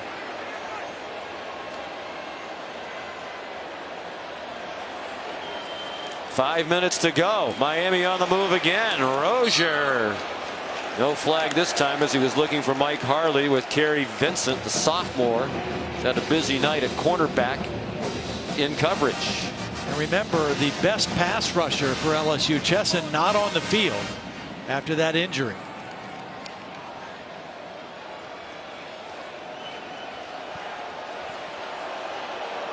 Five minutes to go. 2 timeouts left for Miami, down by 16. Field goal really doesn't do them any good. They need a couple of touchdowns and a couple of 2-point conversions. They had Brevin Jordan, the tight end, running open. Rozier couldn't hit him. Holly? Hey, just to finish up on Christian Fulton, guys. So the athletic director and LSU went to bat against the NCAA. They thought that because he had served that 1-year suspension, that should be long enough. He was out of football for almost 18 months. The NCAA did agree because he actually did pass the drug test. It was just the tampering with the sample. So he's back and playing, and boy, have they needed him tonight. What he tried to do was substitute somebody else's sample. They saw him do that, but he went ahead and took the test anyway and passed it. Rozier down the seam too high and almost picked off by Grant Delpit. The intended receiver was Jeff Thomas. When Rozier has missed tonight, it has been high. Some of that is pressure. He's not the tallest quarterback at 6'1", but the ball has sailed on him several times tonight, and that time very lucky that Grant Delpit doesn't have better hands. Well, they've converted several times here in the fourth quarter when they absolutely had to. Here's another 4th down and 10 from the LSU 40 with 4:48 to go. Down by 16, a blitz. Rozier spun around. The only question from here, did they grab him by the face mask? No flags on the play. Braden Fehoko made the first contact on Rozier. Boy, what a quick first step by Fehoko. The center, Gauthier, stepped right, and the guard does not step down soon enough. Watch the quickness of the nose guard. The left guard doesn't step down soon enough, and Fehoko goes right by him. And when you're a quarterback and that pressure comes right up the middle, you have no chance. And the hand very briefly on the face mask. It looked like it went down to the jersey when he spun him around. Bill, was there Bill Lamagna enough there for a face mask, or is that a good let it go?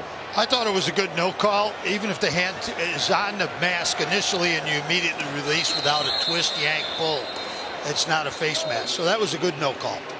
So LSU takes over on downs. Here's a look at it again.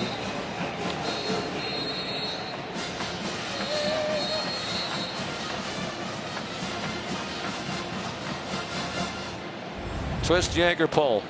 None of the above, says Bill.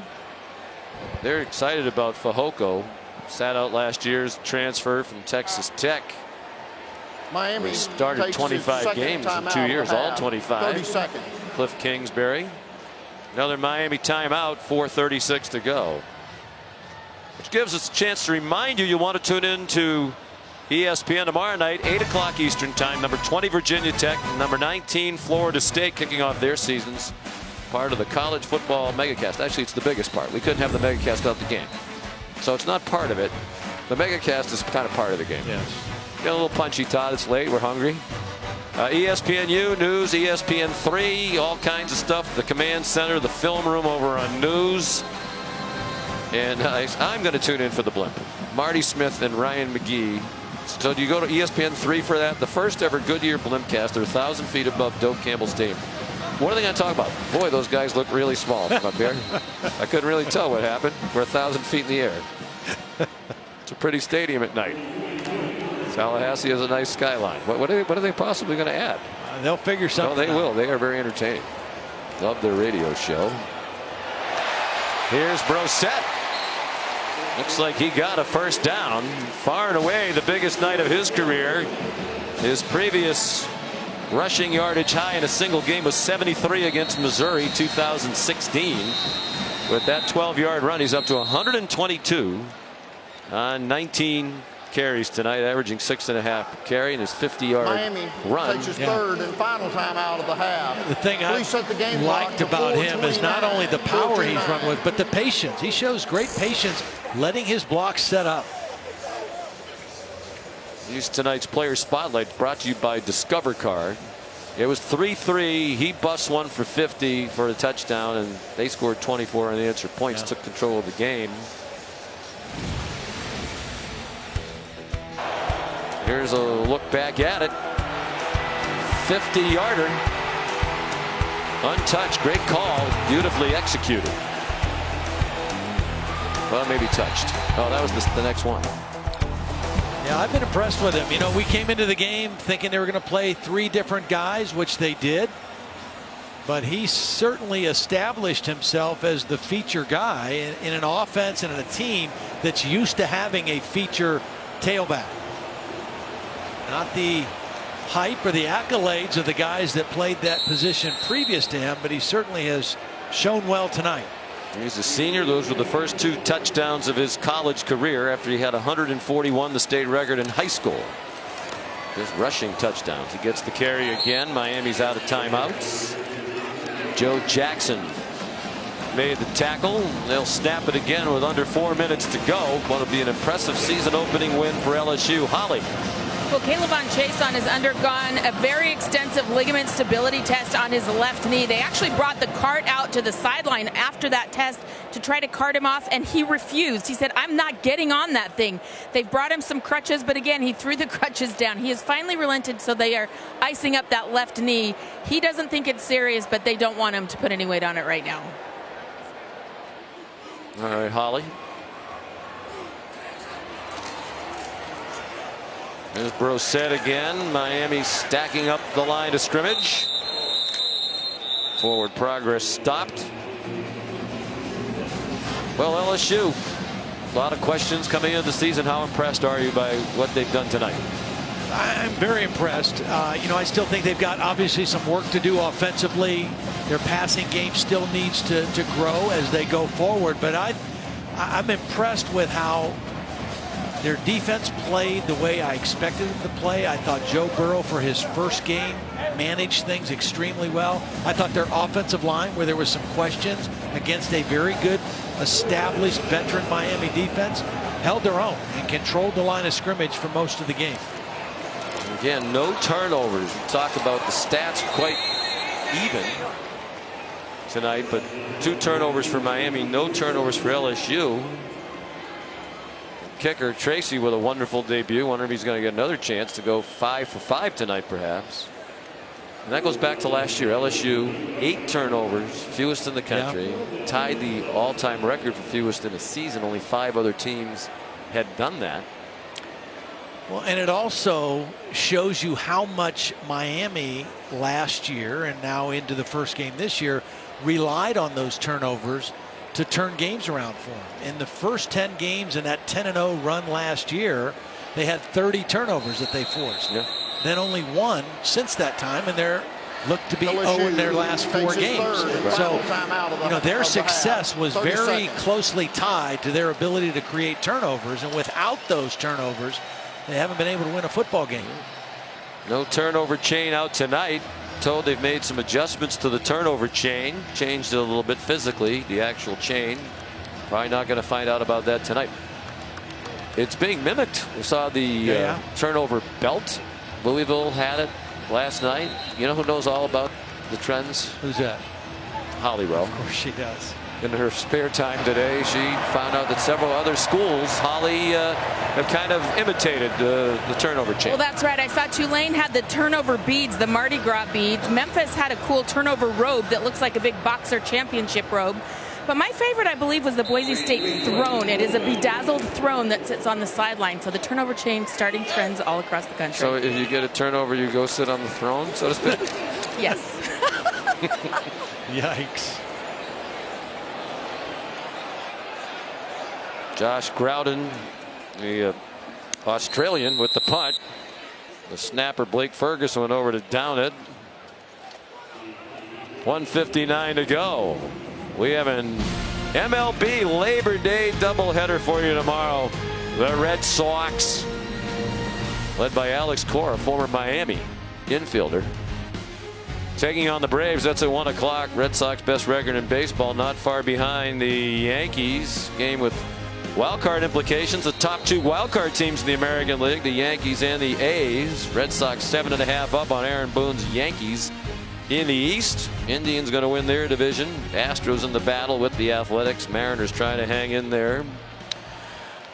But when I think of Miami and LSU, I think of that baseball game. In the College World Series championship game back in 1996. Alex Cora, now the Red Sox manager, was on the field when the game ended.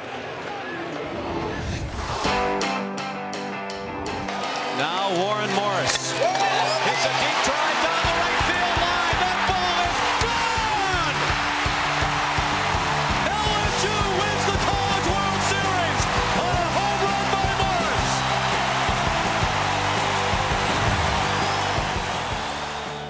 I recognize that voice. Yeah.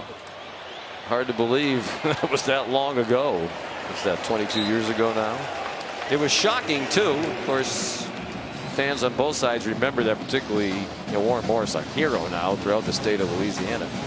But I remember they told us he couldn't really hit for any power. He'd hurt his hand, and he had lost all power. And then he just rips one down the right field line. First time, I believe, that the College World Series had ever ended on a home run. It was before all the talk of launch angle, because that was a line shot. It sure was. It was back in the good old days of Rosenblatt Stadium in Omaha. 3rd down and 8. Rozier dumped. Michael Divinity, a junior from Marrero, Louisiana, one of their starting linebackers. Well, Jacob Phillips was there first, and he was unblocked. And Rozier had nowhere to go away from him and right into the waiting arms of Michael Divinity.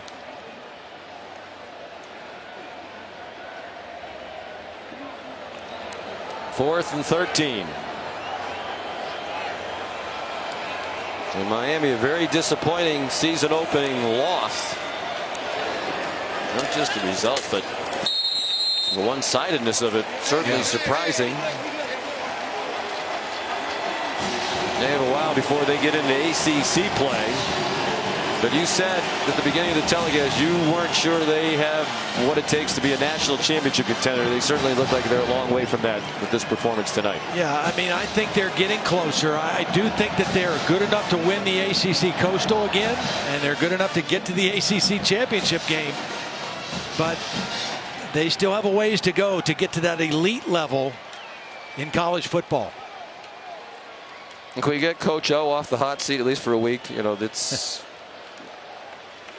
a week-to-week thing, these hot seats. Seems kind of silly that we have hot seats before the year's even started. Last year they finished 9-4. Very easily could have been 11-2. They lose at home to Troy by 3, and if they could kick a field goal, they might have beaten Notre Dame in the bowl game.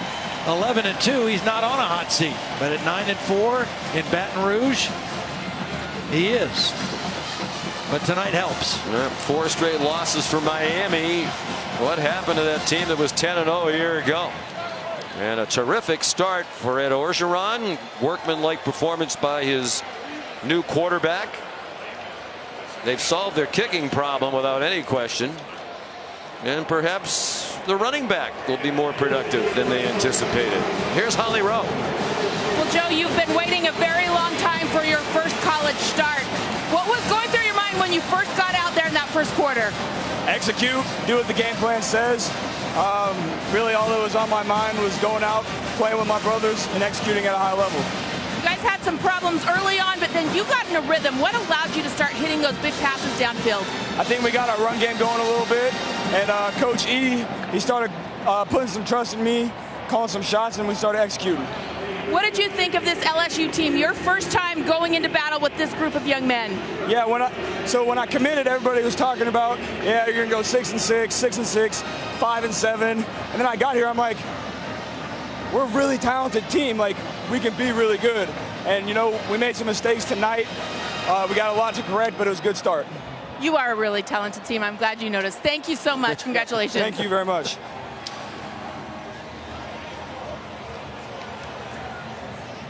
Coming up next, We'll be back with the Ford wrap-up right after these messages.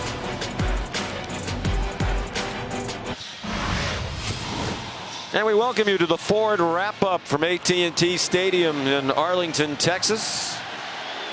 The LSU Tigers about 6 hours from their campus with a rousing season-opening win over the Miami Hurricanes, 33-17, the final. Now that they've sung the song, here's Holly with Coach O. Well, Coach, you made a decision, and it was a close, tough decision on who your quarterback should be tonight. What did that young man show you in this game? A lot of poise, was under a lot of duress, a lot of pressure at the beginning, but he held it together and led this team. He said there was a moment in this game that you put some trust into him and started letting him throw downfield. What was that moment, and why did you trust him? Well, I just felt like we could protect. We always felt that Joe could get it done, but we had to see how the offense was going. I was very proud of Steve Henswing and the offensive staff, their total game plan. You guys didn't know if you'd have a running back, but tonight Nick Brissett showed that he is pretty good, over 100 yards rushing for that young man. What did you think? And it's same story. Nick waited for 4 years. He's an LSU Tiger. He's a good back. Now, he still needs to prove himself throughout the year, but I think LSU fans will be very pleased with Nick. I can't leave without talking about your kicker, that young man from Assumption College. What did you think when just time after time it was money? You know, I got to give the credit to Coach Greg McMahon for recruiting him. He did a tremendous job, and he's been great ever since he came. We're proud of Cole. We're proud of the protection. The defense. Let's not forget that defense. How did the front and the guys show up? They did good. You know, we could have put more pressure on the quarterback. You know, I know we're going to be mad that we gave up those deep balls in the end, but you know what? There's a lot of improvement from this football game, but it's good that we won and we can go back and make improvement. Thank you, Coach. Go Tigers.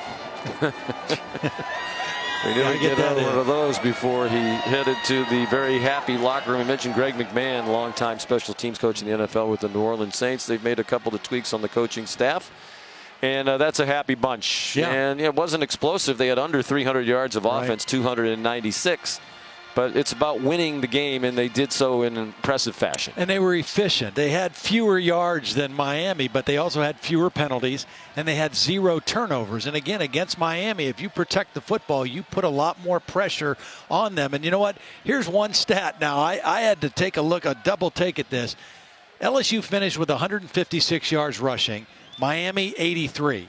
In their history, if they gain over 100 yards rushing and hold their opponents to under 100 yards, they are now 74-0 in those football games. That's a pretty good number to go by. I like that. You're holding some stuff for the Ford wrap-up. You know, one-sided game. Hold the audience as best you can all the way to the very end. And you heard what Joe Burrow said. You know, I got here and I thought, well, this is a really talented team. People are talking about 6-6. It's a very talented league.